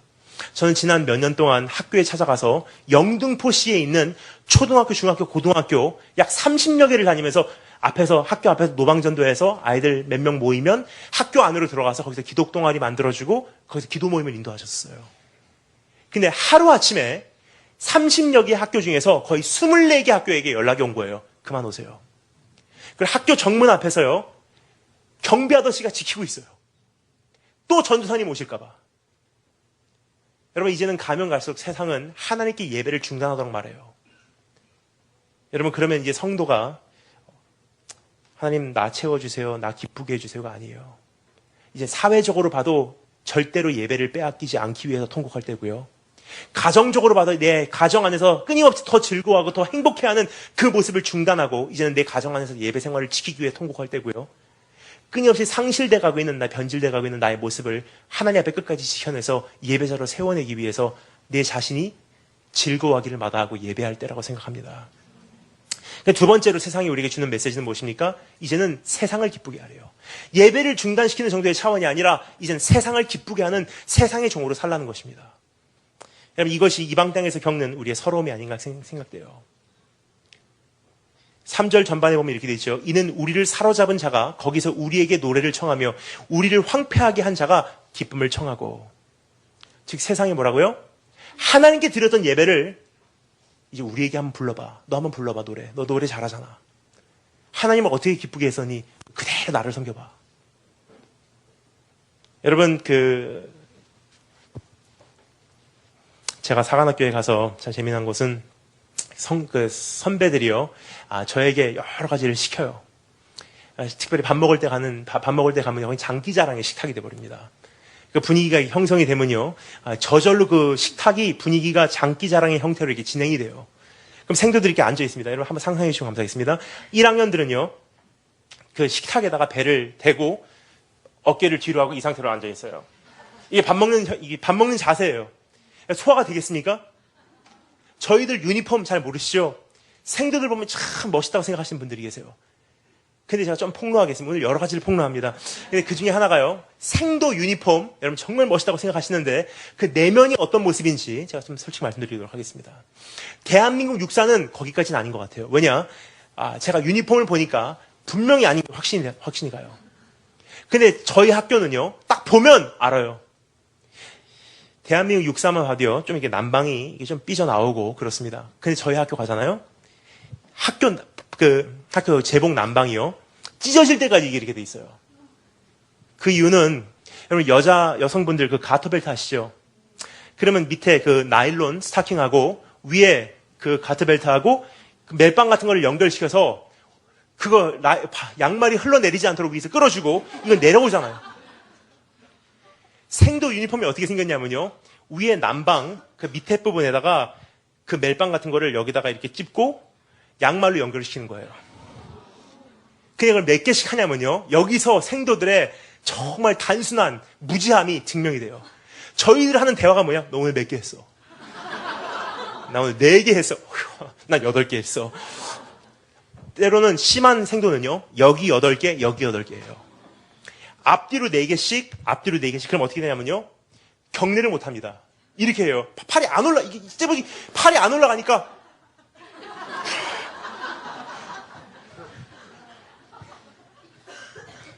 이게 생도예요. 그러니까 유니폼이 이렇게 생겼어요. 근데 이거 하나 양말에다가 탁 집어서 이거 올리고 유니폼 아침마다 못 해요. 그럼 어떻게 하냐면요, 밖에서 하루 종일 생활하고 돌아오면요, 딱 이게 단추를 풀러요. 난방을 벗습니다. 벗음과 동시에 이게 그 밑에서 스판덱스가 끌어대고 있기 때문에 그 난방을 벗음과 동시에 팍팍 떨어져요. 그러면 신발을 벗고 양말도 벗어요. 아직 그거 안 푸릅니다. 그러면 그 난방을 들어서 그냥 그대로 걸어놔요. 그럼 어떻게 되죠? 양말이 밑에 대롱대롱 매달려 있는 거예요. 그럼 그 다음날 아침에 일어나면요, 5분 안에 씻고 준비하고 내려가야 돼요. 그럼 어떻게 되죠? 걸려있으면 난방 입으면서 양말 신는 거예요. 똑같은 양말을요, 때로는 1달, 2달도 신어요. 구도하고 딱딱해질 때. 생도들 참 멋있죠? 예. 이게 생도입니다. 예를 그렇게 해서 학교에서 딱 가면요. 이 상태로 앉혀놔요. 이렇게 앉혀놓으면 그 안에 엄청난 힘이 우리를 끌어내리고 있기 때문에 이 상태로 앉아있어요. 그 선배님들이 물어봐요. 우리를 즐겁게 해라. 그럼 막 노래 불러봐라, 뭐 해라 다 시키는데요. 저에게는 뭐를 시켰냐? 너 어디서 왔니? Sir, Korea, sir. 그러면 Sir, Korea, sir. 그러면 일부러 무시하는 거예요. 뭐 중국이냐? 아니라고. 홍콩이냐? 아니라고. 그럼 뭐라 그러냐? 뭐 홍콩이나 중국이나 한국이나 다 똑같은 거지 하고 넘어가 버려요. 굉장히 기분이 나빠요. 그러면서 하는 게 뭐라 그러냐? 거기서 그 하는 말투로 중국말로, 일본말로, 네 말로 한번 그 속담을 얘기해 보래요. 여러분 그 미국 사람들은요, 한국 사람들에 대해서, 중국 사람들에 대해서, 일본 사람들에 대해서 굉장히 궁금해하는 것 중에 하나가 뭐냐면요, 속담이라는 거예요. 속담. 예를 들어서 막 한자로 속담 쓰잖아요. 미국 사람들은 그것이 굉장히 특이한 거예요. 그 proverb, 그 속담을 얘기해 보래요. 그럼 저는 그러니까 어떤 생각을 하냐면요. 예를 들어서 일본에서 배웠던 속담을 생각을 해요. 그래서 일본말로 말합니다. 이소가바 마을에. 뭐냐면요. 급할수록 돌아가라는 거예요. 그럼 그분에게 이소가바 마을에. 그럼 그분들이 얘기해요. What does it mean? 무슨 뜻이냐고 물어봐요. 그럼 제가 설명을 합니다. If you're in a hurry, go around. 급하면 돌아가라. 그러니까 그분들이 바보라 그러면 웃는 거예요. 그런 바보 같은 그 속담이 있냐? 그러면서 이제 빵 집어서 던지고 얼굴에 물 끼얹고 그때부터 난리가 나는 거예요. 그러면 없어지냐? 그 다음 시간 딱 되잖아요. 저녁 시간 되면 또 앉혀서 이제는 속담이 부족해서 무술을 시켜요. 밥 먹는 시간에 무술을 시킵니다. 물컵에 손을 대고요. 그 다음에 이것을 물 안 흘리고 손으로 무술을 하래요. 다른 생徒들 다 밥 먹고 있는 사이에서 혼자서 무술을 하는 거예요. 취권 여러분 이것은요, 이방 땅에 사는 사람들이 다 당하는 희롱 중에 한 부분이에요. 이스라엘 민족이 그 땅까지 끌려가서 이방 땅에서 겪었던 아픔 중에서 하나가 무엇이냐면요, 인종차별, 그리고 그러한 정치적, 종교적 희롱이에요. 문화적 희롱이에요. 너 노래 잘하지? 너 그 땅에서 하나님께 무슨 노래 불렀었다며? 너 노래 불러봐. 그 하나님께 불렀던 노래를 한번 우리에게 들려줘봐. 나에게 불러봐. 나의 광대가 되라는 거예요. 여러분 오늘 이 땅에 살아가는 우리가 겪는 아픔도 동일한 아픔이 아닌가 생각이 됩니다. 여러분 세상은 그냥 공식 예배를 파괴하고 내 개인 삶의 예배를 탈취하는 정도의 차원이 아니라 이제는 그 예배를 통하여 그런 헌신을 통하여 세상을 향한 어떤 마음을 그 하나님을 향한 그 마음을 통하여 이제는 세상을 기쁘게 하라는 거 우리에게 요구하고 있는 것을 우리가 볼 수가 있습니다. 하나님께 드렸던 그 예배를 중단시키고 이제 우리로 하여금 세상을 기쁘게 하기 위한 존재로 변신하게 하는 것이 바벨론의 작전이요, 이 세상이 우리에게 요구하는 바라는 사실입니다. 예나 지금이나 세상은 우리에게 이렇게 요구하고 있습니다. 우리에게 노래를 청하여 우리를 기쁘게 하라. 나를 위해서 노래해봐. 나에게 헌신해봐. 이 회사에게 헌신해봐. 정말 이 학교를 위해서 헌신해봐. 너 학생생활 정말 잘해봐. 그러면 세상이 너를 기쁘게 해줄 거야. 근데 여러분 이것은요, 거짓말이에요. 여러분 오늘 세상을 기쁘게 하는 광대로 살아가고 계십니까? 아니면 하나님의 종으로 살아가고 계십니까? 여러분 오늘 저는요, 이렇게 청소년들 보면 굉장히 행복해요. 왜냐면요, 오늘 모든 세대가 와서 이렇게 예배를 드리고 있기 때문에 굉장히 저는 뜻깊다고 생각을 합니다. 근데 사실 청소년들 보면요, 저는 굉장히 도전이 돼요. 왜냐면 청소년들은 저에게는 스승이에요. 하나님께 저에게 주신 선지자 역할을 하는 것이 청소년들이 아닌가 생각돼요. 그 이유는요, 어른들에게 말씀을 전할 수는 있어도 청소년들에게 맞는 말씀을 못 전하면요, 내가 정말 하나님 앞에 모든 사람들에게 통하는 통용성 있는 복음을 전하고 있는지 하는 내 자신을 바라볼 수밖에 없기 때문입니다. 근데 여러분, 그러한 복음을 청소년들에게 전하기 위해서 제가 강당에 서면요, 특별히 여름에 한 달, 겨울에 한 달. 그때는 이제 청소년 집중 캠프 기간이에요. 계속 대한민국 전체를 돌아다닙니다. 아침에 KTX 타고 천안까지 가서 예배 인도하고 캠프에서 말씀 전하고 저녁에 돌아와서 경기도 광주에서 말씀 전하고 한 번은 정말 동해 번쩍 서해 번쩍 남해 번쩍 해본 적이 있어요. 아침에 일어나서 인천공항으로 가서 거기서 버스를 타고 강원도에 가서 거기서 아침에 캠프 인도하고요. 그 다음에 거기서 백몇십 킬로로 달려서 양양에 가서 하루에 한 대 출발하는 양양국제공항에서 16명 타는 비행기를 타고 김해까지 간 거예요. 저는 그 비행기 탈 때 제가 이렇게 말씀드렸어요. 저 통로 자리 주세요. 그러니까 다 통로예요. 그래. 왠지 몰랐어요. 비행기를 타고 나니까 알겠더라고요. 통로를 끼고 두 줄밖에 없어요. 딱 탑승을 하니까 앉으니까 귀마개를 주더라고요. 귀마개를 양쪽으로 꼽으니까 프로펠러가 돌아가더니 출발합니다. 그렇게 하고 기내공항에 도착해서 울산으로 올라가서 말씀 전하고 저녁에 KTX 막차 타고 다시 광명역으로 와서 인천으로 들어갔어요. 이게 하루에 움직이는 삶이에요. 다 청소년들이에요. 청소년들 앞에 서면요. 그렇게까지 다니기 때문에 제 안에 어떠한 그 도전이 있어요. 이 아이들에게 어떻게 해야지 말씀을 잘 전할 수 있을까? 제가 터득한 노하우는요. 기쁘게 해주고 즐겁게 해주면요. 말씀 듣습니다. 그만큼 제 안에 있는 한 가지 큰 싸움은요. 즐겁게 안 해주고 기쁘게 안 해주면서 어떻게 하나님 말씀을 전할 수 있을까요? 그래서 하나님 앞에 제가 약속을 했어요. 하나님 이제 간증 그만하겠습니다. 그래서 최근에 저렇게 불러주시는 교회 가운데 간증해달라고 불러주시는 교회가 있어요. 굉장히 힘들어요. 안 한다 그러거든요.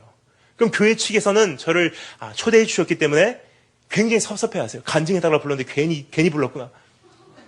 저는 하나님 앞에 약속한 거기 때문에 간증 안 한다 그래요. 왜 대한민국 청소년의 지금 현실이 무엇이냐면요. 강사는 재밌게 하고 간증하고 웃긴 얘기하면 아이들은 성경 안 갖고 다녀요. 성경 안 갖고 다니면요. 그 다음 해에 강사가 가서요. 성경 안 갖고 오는 아이들에게 무슨 말씀을 전하겠습니까? 그럼 성경 한 구절 강사가 읽고 또 재밌는 얘기하고 웃긴 얘기하고 도전 주고. 그럼 그 다음 해에 가면요. 아이들이 아예 말씀 들을 때 그냥 태도가 이래요. 그럼 강사는 또 거기에 맞춰서 하면 어떻게 되죠? 가면 갈수록 아이들의 눈높이는 낮아지고요. 강사는 끊임없이 그 아이들의 눈높이에 맞춰서 질을 낮춰가요. 그럼 하나님 나라는 어떻게 되겠습니까? 그럼 누군가가 인기가 없다 할지라도, 누군가가 아이들에게 사랑받지 못한다 할지라도, 누군가가 말씀에 영향력이 없다고 더 이상 부름을 받지 않는다 할지라도 누군가가 그거 중단해야 돼요. 그래서 아이들에게 말씀 전할 때 이렇게 합니다. 얘들아 성경 펴라. 구절구절 읽어가며 오늘 이 저녁의 말씀의 형태와 똑같은 형태로 한 구절씩 풀어가요. 이게 안 통할 것 같죠? 놀라운 것을 보게 됩니다. 하나님께서 답답하셨나 봐요. 거기다 기름을 부으시니까 대한민국 청소년들이 말씀 앞에 경직이 되더라고요. 그래서 여러분 저도 하나님 앞에 약속을 해요. 하나님 광대 같은 설교자가 아니라 차라리 인기가 없다 할지라도 사람들이 듣기 싫어한다 할지라도 정말 지루하게 원고 있는다 할지라도 차라리 하나님께서 허락하신 그 길까지 그렇게 사역하다가 그것이 이 세상에 그것이 이 문화에 안 먹혀서 더 이상 대한민국 강단에서 제가 설교할 수 없는 날이 오면요. 전 그만하고 전 선교주로 나가도 전 믿져봐야 본전이에요. 여러분 우리가 선택을 해야 될 때가 온 것 같아요. 내가 사람을 기쁘게 하고 세상을 기쁘게 하고 그러한 광대로 살 것인가 아니면 하나님의 종으로 살 것인가. 세상의 문화는요 끊임없이 우리를 즐겁게 해라. 우리를 위해서 불러봐. 우리를 위해서 춤춰봐. 우리를 위해서 일해봐. 여러분 오늘도 나와 내 가정 그리고 몸된 교회를 위해서 이벤트를 선택하십니까? 아니면 주님을 독대할 수 있는 독방을 선택하십니까?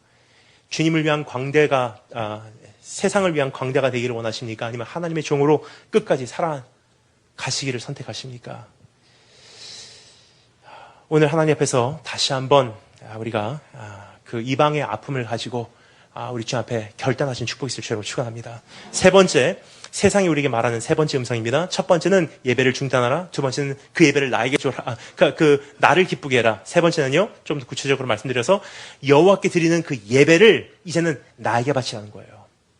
여러분 사단은요, 처음부터 모방하는 그런 존재예요. 굉장히 재밌습니다. 사단이 하나님을 모방하는 거 보잖아요. 그대로 해요. 특별히 이제 일본에 제가 살던 일본이라는 곳은요. 그 야이오로스노 감이라 그러죠. 800만 개의 우상이 있는 곳이 일본 땅이에요. 그럼 거기 가면요. 여러분 별의별 우상들 다 있어요. 어떤 우상까지 있는 줄 아십니까? 집신 우상 들어보신 적 있습니까? 일본의 어느 마을에 진짜 있으면 제가 만들어낸 거 아닙니다. 그 마을에서 토론을 한 거예요. 우리도 이 마을을 지키는 우리 신을 우리가 세우자. 마을에서 나온 결과가 뭐냐면요. 그럼 내일 아침에 강가에 나가서 제일 먼저 떠내려오는 것을 우리가 우리의 우상으로 만들자. 마을 사람들이 그 다음날 아침에 강가에 나갔는데 제일 먼저 저 위에서 내려오는 것이 뭐냐면요. 집신이에요. 그 마을에 가면 집신을 모셔놓고 있어요. 또 어떤 지역에 가면요. 부엌에서 쓴 일본 말로 호초라 그러죠. 식칼을 섬기는 사람들도 있어요. 왜냐? 우리가 요리를 하기 위해서 죽인 너무나 많은 그 생명들이 이제 위로를 받아야지 우리가 축복을 받기 때문에. 굉장히 많은 신들이 있어요. 제가 근데 그 중에서 굉장히 소름이 끼친 그러한 우상이 있습니다. 뭐냐면요. 제가 살던 후쿠오카라는 지역에 있었던 그 우상인데 어떤 우상이냐면요. 낙태의 여신이에요. 거기를 가는 제가 소름이 끼쳤어요. 제가 고등학생 때 뭣도 모르고 자전거 타고 산보라 그러죠. 우리말로 뭐라 그러죠? 산책하다가 거기 뭔가 있어서 딱 가고 보니까요. 마리아 그 상 같은 게 이렇게 서왔고요. 어린 아이를 데리고 있어요. 어이가 카톨릭인가 하고서 가고 가만히 보니까요. 그 주변에 어떻게 되냐면요. 어린아이 먹는 쪼꼬레 장난감들이 쫙 있고요. 그 이상한 그 향을 이렇게 피워서 그렇게 하고 있어요. 어떤 엄마가 와서 막 울면서 기도를 하더라고요. 그래서 제가 너무 궁금해하고 물어봤어요. 뭐를 섬깁니까? 자기는 낙태를 했대요. 근데 그 아이의 영혼이 지금 어디서 떠돌고 있기 때문에 그 아이를 위로하러 왔대요. 장난감 갖다 주고 아이들이 좋아하는 사탕 갖다 주고 그거를 지금 예배하고 있어요. 그 형태가 어떻게 생겼냐면 완전히 예수님하고 마리아상하고 똑같이 생겼어요. 근데 여러분 그뿐 아니라 우리가 지금 살아가면서 이렇게 보잖아요. 특별히 여러 나라를 다니면서 보잖아요. 사단이 가장 즐겨하는 것은 무엇이냐? 대치예요. 대치. 하나님의 나라를 대치하고 진리를 대치하고 하나님의 약속의 백성을 대치하고 약속의 땅을 대치하고 이슬람은 어떻습니까? 대치 종교예요. 언약 백성을 자신들로 대치해버리고 약속의 백성을 자기가 약속의 백성이라고 그 장자권을 대체해버리는 거예요. 사단이 가장 영광받기를 원하는 부분이 바로 그 부분입니다. 하나님께 드렸던 그 헌신과 하나님께 드렸던 그 모든 것을요, 자기로 이제는 그것을 대체해버리는 거예요. 이것이 사단의 수하에 있는 이 세상이 우리에게 요구하고 있는 바입니다. 오늘 이 시간 우리가 고난 주간을 맞이하여 하나님 앞에서 우리가 세상에 어떠한 헌신을 드렸었는지 다시 한번 내 자신을 점검하시고 오늘 그 잃어버린 영광 되찾기 위해서 통곡의 자리로 나오신 여러분 되시길 주님으로 축원합니다.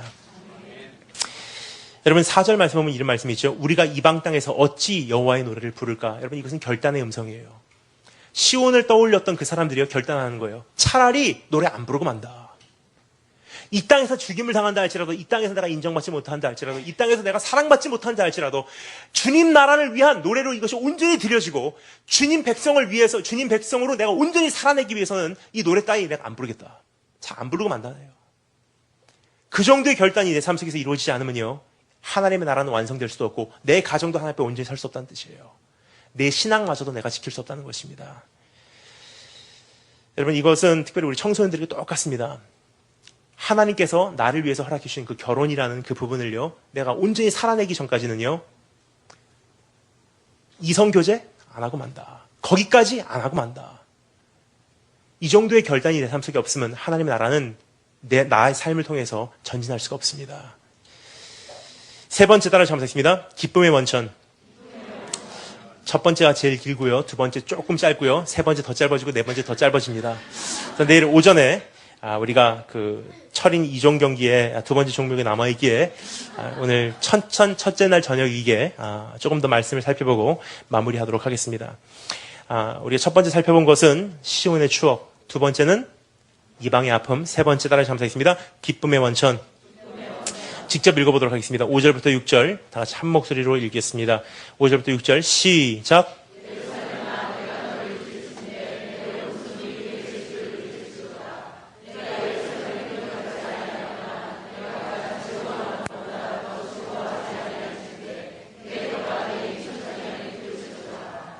아멘. 이제 잃어버린 시온을 회복하기 위하여 우리는 다음과 같은 두 가지 결단을 내리시는 축복이 있기를 주님으로 축원합니다. 첫 번째는요. 따라 감사하겠습니다. 기쁨의 원천을 선택하자. 5절 말씀이 이렇게 되죠. 예루살렘아 내가 너를 잊을진데 내 오른손이 그의 재주를 잊으리로다. 그렇습니다. 여러분, 예루살렘이란 하나님의 통치하심의 실상입니다. 그 현실을 잊는 순간 나의 재주가 더 이상 소용이 없을 것이며 그분을 상실하는 순간 나의 보화는 돌이 될 것이라는 사실입니다. 여러분, 그분의 통치하심을 우리의 삶과 삶의 동기와 원동력과 궁극적 목적으로 내가 삼지 않는 한 내 삶에는 어떠한 이제는 살아갈 만한 목적의 존재의 이유도 남지 않는다는 뜻입니다.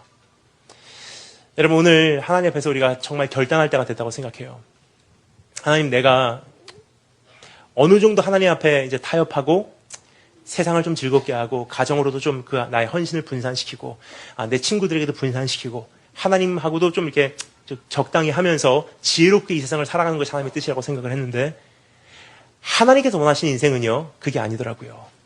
전체를 달래요. 그리고 하나님께서 뜻하시는 만큼만 돌려주시는 거예요. 이거는 가정을 위해서 써. 이것은 네 삶을 위해서 써. 이럴 때는 친구를 위해서 쓰는 거야. 그래, 절대적인 주도권 누가 갖고 있어요? 내가 다 드렸기 때문에 하나님께서 가지고 계신 거예요. 우리는 너무나 많은 경우 그것에 반대된 삶을 살아갈 때가 있어요. 내가 가지고 있으면서 내가 지혜의 주도권자예요. 내가 가지고 있으면 지혜롭게 살아야 되겠습니다. 이만큼 내가 가지고요. 이만큼 가정을 위해서, 이만큼 사회를 위해서, 이만큼 친구를 위해서, 이만큼 이 세상을 위해서, 이만큼 하나님을 위해서. 그냥 우리는 분배할 만한 그 기준조차도 나에게는 없는 사람이라는 사실을 깨닫기 바랍니다. 주님께서 원하시는 것은 무엇입니까? 일단 전체를 나에게 줘라. 그러면 내가 너에게 살아갈 수 있는 지혜를 허락해 주리라. 그래서 오늘 주님께서 우리에게 요구하시는 이것은 이것입니다. 기쁨의 원천을 선택하래요. 이제 무엇으로 나의 기쁨을 삼았기에 하나님, 주님을 위해서 이것을 쓰지 않으면 내가 차라리 안 써버리겠습니다. 내가 주님을 위해서 사용했던 나의 은사, 다른 것을 위해서 쓰려면 차라리 나는 이 은사를 활용 안 하고 사는 것이 저에게는 천번 만번 낫겠습니다. 여러분, 성별이라는 단어가 무엇입니까? 거룩하다. 특별한 대상을 위해서, 특별한 용도를 위해서 성별됐다는 뜻이요. 특별히 이것이 준비됐다는 뜻입니다. 근데 지금 가장 큰 문제가 뭐냐면요, 모든 것이 지금 부정하게 돼가고 있어요.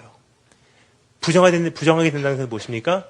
특별한 용도를 위해서, 특별한 대상을 위해서 성별되었던 것이 분산된다는 뜻이에요.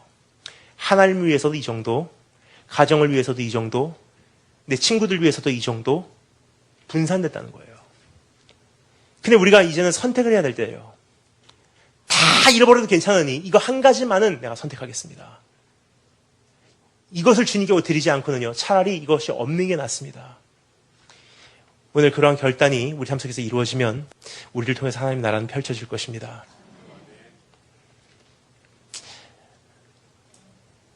한 가지만 제가 여기서 중요한 것만 말씀을 드리고 그 다음으로 살펴보도록 하겠습니다. 오늘 여기서 더 나아가서 여기서 말하는 예루살렘이라는 것은 문자 그대로의 해석도 요구된다는 것입니다.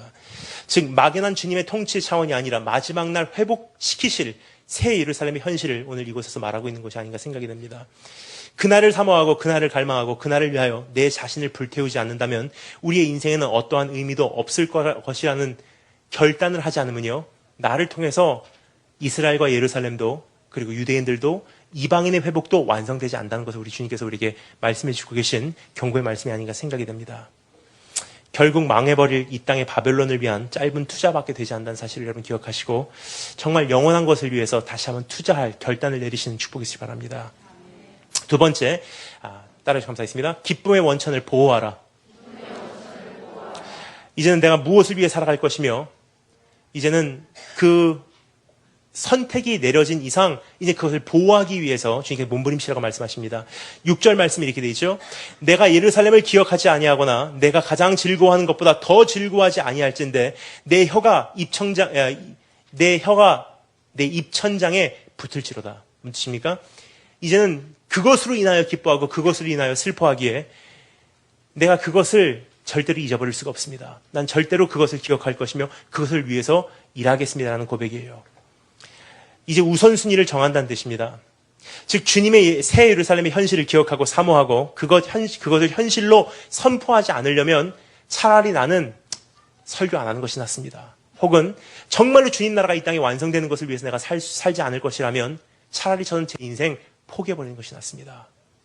내가 정말로 하나님의 나라를 위해서 이 사업을 하지 못할지언정 차라리 하나님 사업을 거두어 가주세요. 내가 정말로 주님의 영광을 위해서 공부하지 못할지언정 하나님 학교 그만두게 해주세요. 여러분, 이것은 사실 제가 했던 고백이었습니다. 뭐냐면요, 제가 중학교 1학년 때 예수님 만나고 학교에서 처음으로 공부를 하기 시작했어요. 제 철인이라는 책을 읽으면 나오는 내용입니다. 근데 제가 처음으로 공부 시작할 때 공부를 잘해서 공부한 게 아니에요. 제가 처음에 공부를 시작했을 때 제 성적이 올 F였었어요. 올 F라고 하면 어떤 분들은 굉장히 좋아하세요. fantastic, fabulous. 정말 공부 잘했구나. 근데 제가 성적이 좋은 게 아니라, 여러분 잘 아시죠? A, B, C, D, fail, F. 올 F였었어요. 그래서 제가 공부를 했던 이유는 한 가지예요. 하나님의 무한하신 지혜로 판단해 보실 때 나라는 사람을 하나님의 선택권으로, 주님의 주권으로 학생으로 그곳에 두셨으니 난 하나님께만 굴복해서 나를 학생으로 주신 하나님이라면 내가 하나님을 섬길 수 있는 방법이 최선을 다해서 하나님 때문에 공부해드리는 걸 생각하게 되었어요. 그래서 공부를 하기 시작하는데요. 제가 특별히 공부하는 노하우도 몰랐어요. 근데 제가 하나님께 약속했던 것은 이거예요. 학생이기 때문에 당연히 해야 되는 것이 무엇인가? 학생이기 때문에 당연히 하는 게 뭐죠? 학교 가는 거고요. 수업 안 빼먹는 거고요. 선생님 말씀 잘 듣는 거고요. 지각 안 하는 거고요. 숙제 가는 거고요. 공부하는 최소한도로 시간을 거기다 투자하는 거예요. 제가 하나님께 약속해서 하나님 위대한 성적 거둬서 영광 돌린다고는 말씀 못 드리겠지만 정말 거기까지는 최소한 제가 하겠습니다. 학교 늦지 않겠습니다. 지각하지 않겠습니다. 결석하지 않겠습니다. 선생님 말씀 듣겠습니다. 그거 한다고 약속했어요. 근데 하나님께서는 거기에 그것을 기뻐하셨는지 그 학기가 끝날 때 전교에서 1등하게 하시더라고요. 철인이라는 책을 안 읽어보셨나 보네. 다 읽으신 줄 알고 이게 말씀드렸는데 조금 더 뜸을 들일 것 그랬습니다. 근데 여기까지 말씀드리면 어떤 분들은 정말 공부 잘했나 보다, 타고났나 보다. 아니에요, 여러분. 저하고 여동생과 제 매제에 다른 점이 있어요. 저하고 여동생과 제 여동생 남편은요, 저는 결혼 안 했지만 여동생은 결혼했습니다. 근데 이제 세 종류의 사람을 이렇게 나타내고 있지 않나 생각을 해요. 제 여동생 그 남편은요, IQ가 156이에요. 그 친구에게 신용카드 맡기면 큰일 납니다.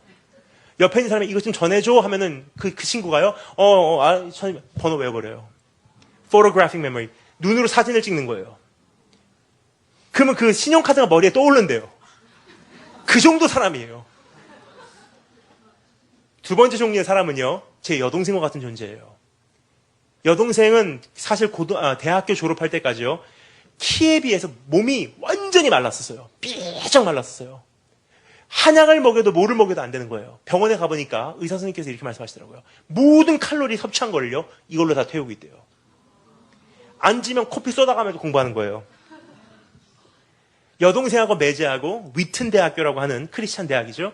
거기를 입학을 했는데요. 토끼와 거북이의 싸움이에요. 매제는 시험 탁 하고 100점 만점. 여동생은 코피 흘려가면서 하는 거예요. 졸업을 할 때 성적은 여동생이 더 높아요. 꾸준히 하니까. 세 번째 종류의 사람이 등장합니다. 저예요. 저는 제 매제같이 머리 좋지도 않고요. 여동생같이 꾸준히 한 성격도 아니에요. 제가 한 가지 비결이 있어요. 제가 공부 안 하잖아요. 저희 어머니는 옛날부터 저보고 공부하라고 말씀 안 하세요. 공부를 안 한다는 것은요, 공부해야 될 이유를 모른다는 거예요. 그래서 어머니께서 하나님께 열심히 기도해요. 하나님, 제발 좀 은혜 받게 해주세요. 그럼 어느 날 교회에서 부흥회를 한대요. 저를 데리고 앞자리에다가 앉혀놓고 부흥회에 참석하는 거예요. 근데 부흥회 때 이미 어머니의 기도로 마음이 다 준비가 되었기 때문에 부흥회 때 엄청난 은혜를 경험하는 거예요. 그래서 가슴을 치며 회개하고 은혜를 받아요. 그럼 집에 돌아오면요, 누가 안 시켜도 공부를 하기 시작해요. 그럼 성적이 또 올라가요. 그러다가 은혜가 메마를 것 같으면 또 갑자기 성적이 떨어지기 시작해요. 그러니까 제가 중학교, 고등학교 성적을 보잖아요. 여동생은 꾸준해요. 제 성적은요. 이거를 보면은 알아요. 은혜 받았을 때, 은혜가 떨어졌을 때, 은혜 받았을 때. 저는 세 번째 종류의 사람입니다. 은혜로 사는 사람이에요. 근데 어느 날 제가 고등학교 1학년 때 성적이 바닥을 치는 거예요. 그래갖고 제가 굉장히 힘들어했어요. 학교에서도 선생님들하고 친구 사이에 문제가 일어나기 시작합니다. 쟤 요즘에 공부 안 해. 너 요즘에 뭐 하니? 그렇게까지 모범 학생으로 학교에서 크리스찬을 대표해서 친구들에게 인정받고 선생님들에게 존경받았는데 갑자기 어느 날 하루아침에 공든탑이 무너지는 거예요. 네가 교회 가면 나 교회 안 가. 제가 가장 충격이었던 것은요. 숙제를 한 번은 못 해갔는데요. 저희 선생님께 저에게 이렇게 말씀하세요. 너 왜 숙제 못 해왔어? 제가 깜빡하고 변명이 이렇게 나오더라고요. 어제 교회 가고 숙제를 못 했어요. 선생님께서 말씀하세요. 너 그따위 신앙하려면 하지 마. 제가 충격을 받아버린 거예요. 고등학교 1학년을 마칠 때 가장 우수한 학생에게 가장 영광스러운 상을 주는 그 상, 저에게 온 것이 아니라 몰몬교회 다니는 저희 친구에게 간 거예요. 제가 부들부들 떨면서 집에 왔어요. 집에 와서 기도했습니다. 하나님, 제발 좀 용서해 주세요. 나의 못난 것 때문에 하나님 영광 가려버렸습니다. 나의 잘못한 것 때문에 하나님의 영광이 지금 짓밟히고 말았습니다. 다시 한번 회복시키고 기도하는데 간의 기별이 안 가요. 어렸을 때 보기 잘한 게 있습니다. 가정에 어려운 문제가 생기면요. 어머니께서 통곡하기 위해서 기도원으로 들어가세요. 그리고 저도 가방을 열고 다 짐을 쌌어요. 그러니까 어머니께서 그 마음을 아시고 대한항공표를 한 장 끊어주십니다. 대한항공표를 가지고 그 가방을 가지고 제 한국으로 날라와서 옛날에 그 선한목자 교회에 들어가기 전에 세웠던 그 건물, 믿음의 집, 민족 대성전이었죠. 그 전가화 목사님이라는 분이 하셨던 기도원에 제가 찾아간 거예요. 거기 가서 제가 죽기로 작정하고 기도합니다. 저에게 두 가지 선택이 있었어요. 금식이냐 단식이냐. 금식하면 물은 먹지만 밥은 안 먹기에 그래서 살면은 한 7일 정도, 40일은 살겠더라고요. 두 번째는 단식해버리는 거예요. 물도 밥도 안 먹어버리는 거예요. 그럼 길면은 7일 만에 죽습니다. 그럼 뭐 어느 쪽이 하나님 만나기 쉬울까? 죽어서 만나든 급해서 하나님께서 응답으로 만나주시든. 고민하다가 두 번째를 선택했어요. 단식해야지. 그러면서 기도합니다. 기도했던 내용이 바로 그거예요. 영광을 돌리면서 살기 위해서 저를 창조하셨는데 영광 못 돌리면서 사느니 전 이 세상에 존재 안 하는 것이 오히려 하나님께는 더 이익이 될 것 같습니다. 학생으로서 사람들이 다 나를 크리스찬으로 보고 있는데 내가 크리스찬의 구실을 못하면서 하나님 영광 땅에 짓밟히도록 사느니 전 학교에 안 가고 차라리 집에서 썩어 죽는 것이 오히려 하나님께는 영광이 될 것 같습니다. 저를 여기서 죽여서 아예 하나님 나라에 도움이 되게 하시든지 아니면 다시 한번 살려주신다면 이제 하나님 나라에 도움이 되는 인물로 돌아가서 정말 크리스찬답게 살게 하시고 성도의 모습으로 돌아가게 하시고 세상 사람들에게 본이 되게 하시고 하나님 나라 확장에 도움되게 해주시길 소망합니다. 기도해요. 하루가 지나갑니다. 이틀이 지나갑니다. 3일째 되니까 어떻게 되는 줄 아십니까? 여러분 한여름이에요. 한여름. 물 한 방울 마시지 않고 밤새도록 기도해요. 그때 만나주셨던 하나님, 그때 만난 이후로 지금까지 달려오게 하셔요. 근데 여러분 우리의 삶 속에 한 번은 결단해야 될 문제가 있어요. 영광 못 돌리느니 차라리 안 하고 맙니다. 하나님께 도움되는 삶을 살지 못하느니 저는 이 회사 안 해버리고 맙니다. 왜냐? 나의 삶의 우선순위를 이미 정했기 때문에 기쁨의 원천을 선택한 거예요. 주님만이 나의 삶의 기쁨이요. 주님만이 나의 삶의 우선적인 분이시요. 주님만이 나의 삶 속에 내가 섬기기를 원하시는 분이시기에 주님께서 영광 못 받고 주님께서 그러한 주님 나라에 도움이 되지 않는 한 저는 이것이 없는 것이 낫겠습니다. 여러분 이것은 하나님의 영광을 이제는 지키기 위한 우리 행위라고 생각을 합니다. 여러분 오늘 이 시간 이제 거의 말씀을 마치며 이렇게 말씀드리고 싶습니다. 은혜를 받는 것보다 가장 힘든 것은 뭐냐면요. 은혜를 지켜내는 거예요. 에베소 교회에게 하나님께서 뭐라고 말씀하십니까? 처음 사랑을 버렸노라 그러면서 뭐라고 말씀하십니까? 마지막에 7절에 보잖아요. 요한계시록 2장 7절에 보면 이런 말씀이 있습니다. 이기는 자에게는 그래요. 이기는 자에게는 하나님 낙원에 있는 그 생명나무 열매를 먹게 하리라. 그래서 저는 이 말씀을 보면서 굉장히 의아해할 수밖에 없었던 것은요. 처음 사랑을 버렸노라. 그러므로 처음 사랑을 회복하라. 하시면서 그 사람들을 주님께서 표현하실 때 이기는 자에게는 그래요. 즉 처음 사랑을 회복하고 처음 사랑을 유지하는 사람은 결론적으로 그 사람들은 이기는 자라는 주님께서 그렇게 일컫고 계신 우리가 볼 수가 있습니다. 여러분 중요한 것은요. 거기서 사용되는 이기는 자라는 그 이긴다라는 표현은요. 헬라어로 니카라는 단어예요. 무슨 뜻이냐? 우리가 생각하는 그냥 복싱 시합에서 이겼다는 차원이 아니라 어느 나라를 정복했다는 뜻이에요. 즉 정복자 어떤 사람들이죠? 정복한다.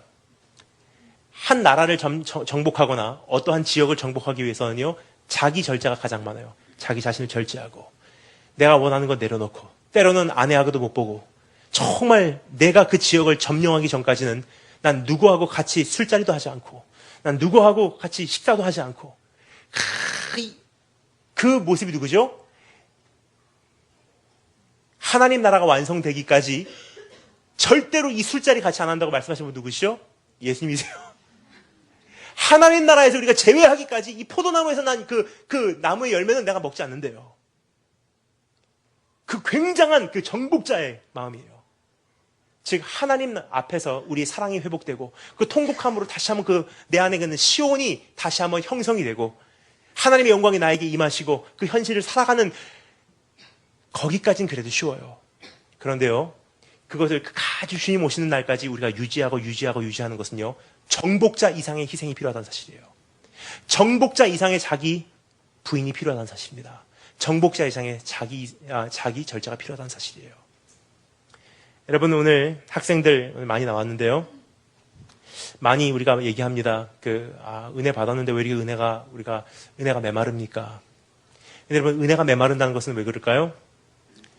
시온에서 떨어져 나와서 살고 있기 때문에 이 세상에서 우리 사는 우리에게는 당연한 현실이에요.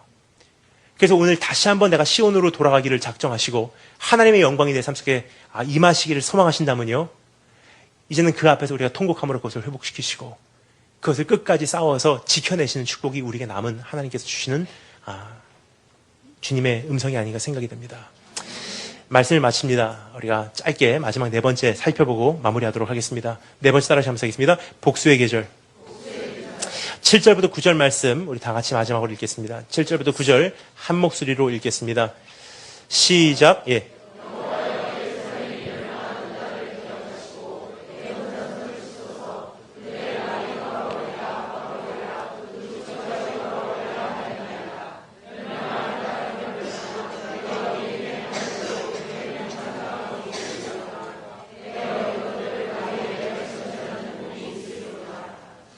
아멘.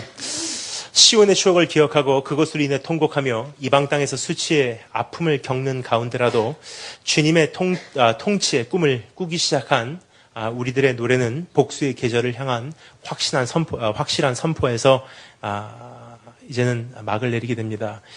여러분 그것은 주님께서 반드시 이 땅을 회복시킬 거라는 그런 약속입니다. 주님께서는 여기서 이렇게 말씀하시죠. 반드시 그들의 기초를 허시겠고요. 그들이 우리에게 행한 대로 주님께서는 갚으시겠고요. 그리고 반드시 영구적인 승리를 거두시겠노라고.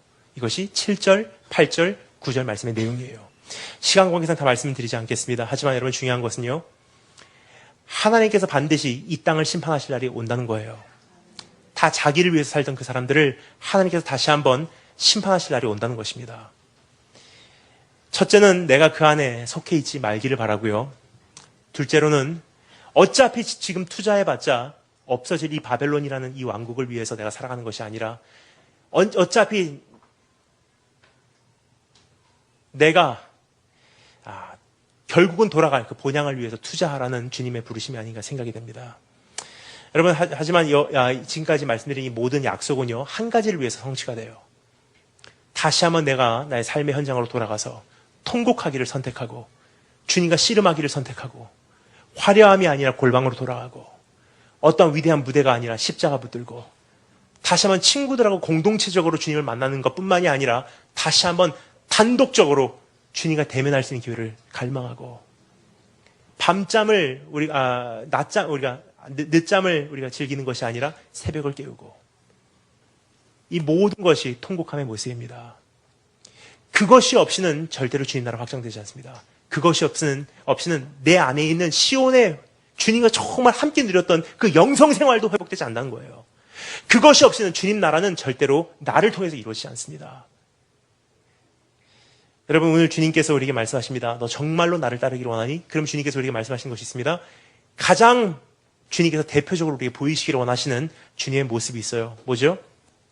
이 고난주의를 지내며 주님께서 우리에게 말씀하시는 이렇게 나를 따르라. 3절, 이사야 53장 3절 말씀을 제가 읽겠습니다. 여러분 안 펼쳐도 됩니다. 제가 읽겠습니다. 예수 그리스도 그분은 멸시를 받아 사람들에게 버림받았으며 간고를 많이 겪었으며 질고를 어떻게 해요?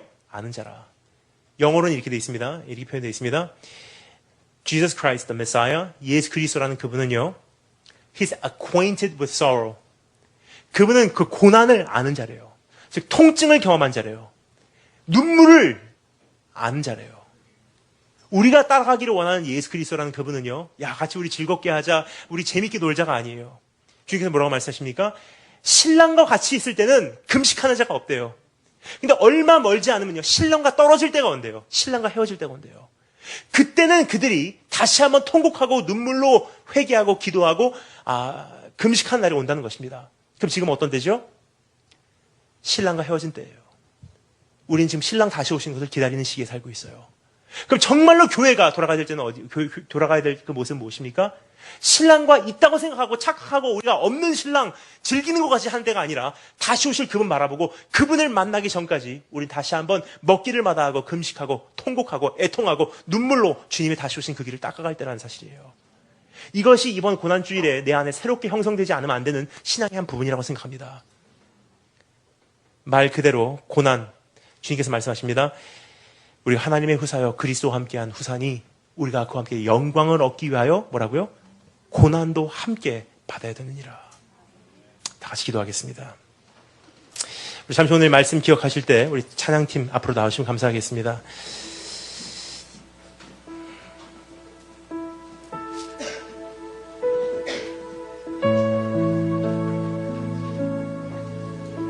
오늘 말씀 내 마음에 다시 한번 되새길 때 우리가 이러한 기도로 주님 앞에, 이러한 마음으로 주님 앞에 나갔으면 좋겠습니다.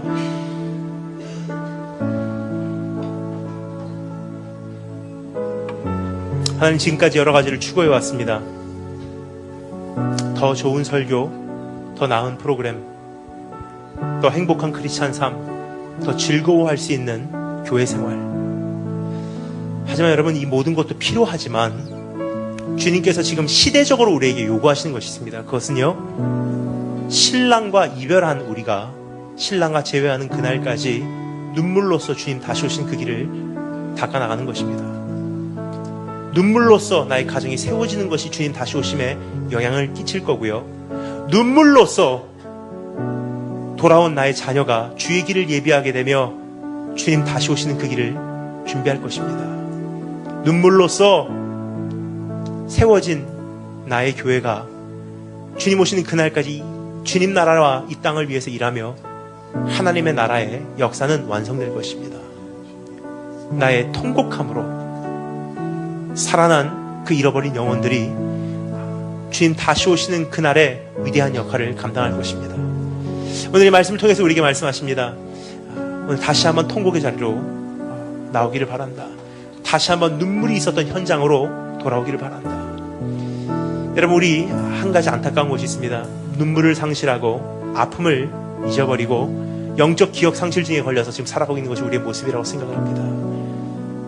그래서 오늘 이 시간 우리가 다 같이 찬양할 때 이러한 찬양을 불렀으면 좋겠습니다. 오늘 주님 앞에 나옵니다. 근데 주님께서 요구하신 것은 한 가지입니다. 목마름 나의 영혼 다시 한번 주님 한 분만으로 채워질 수 있도록 주님 앞에 울부짖는 것입니다. 그래서 오늘 그러한 울부짖음을 주님 앞에 올려드리겠습니다. 우리 다 같이 상한 심령, 그러한 마음으로 주님 앞에 오늘 나오도록 하겠습니다.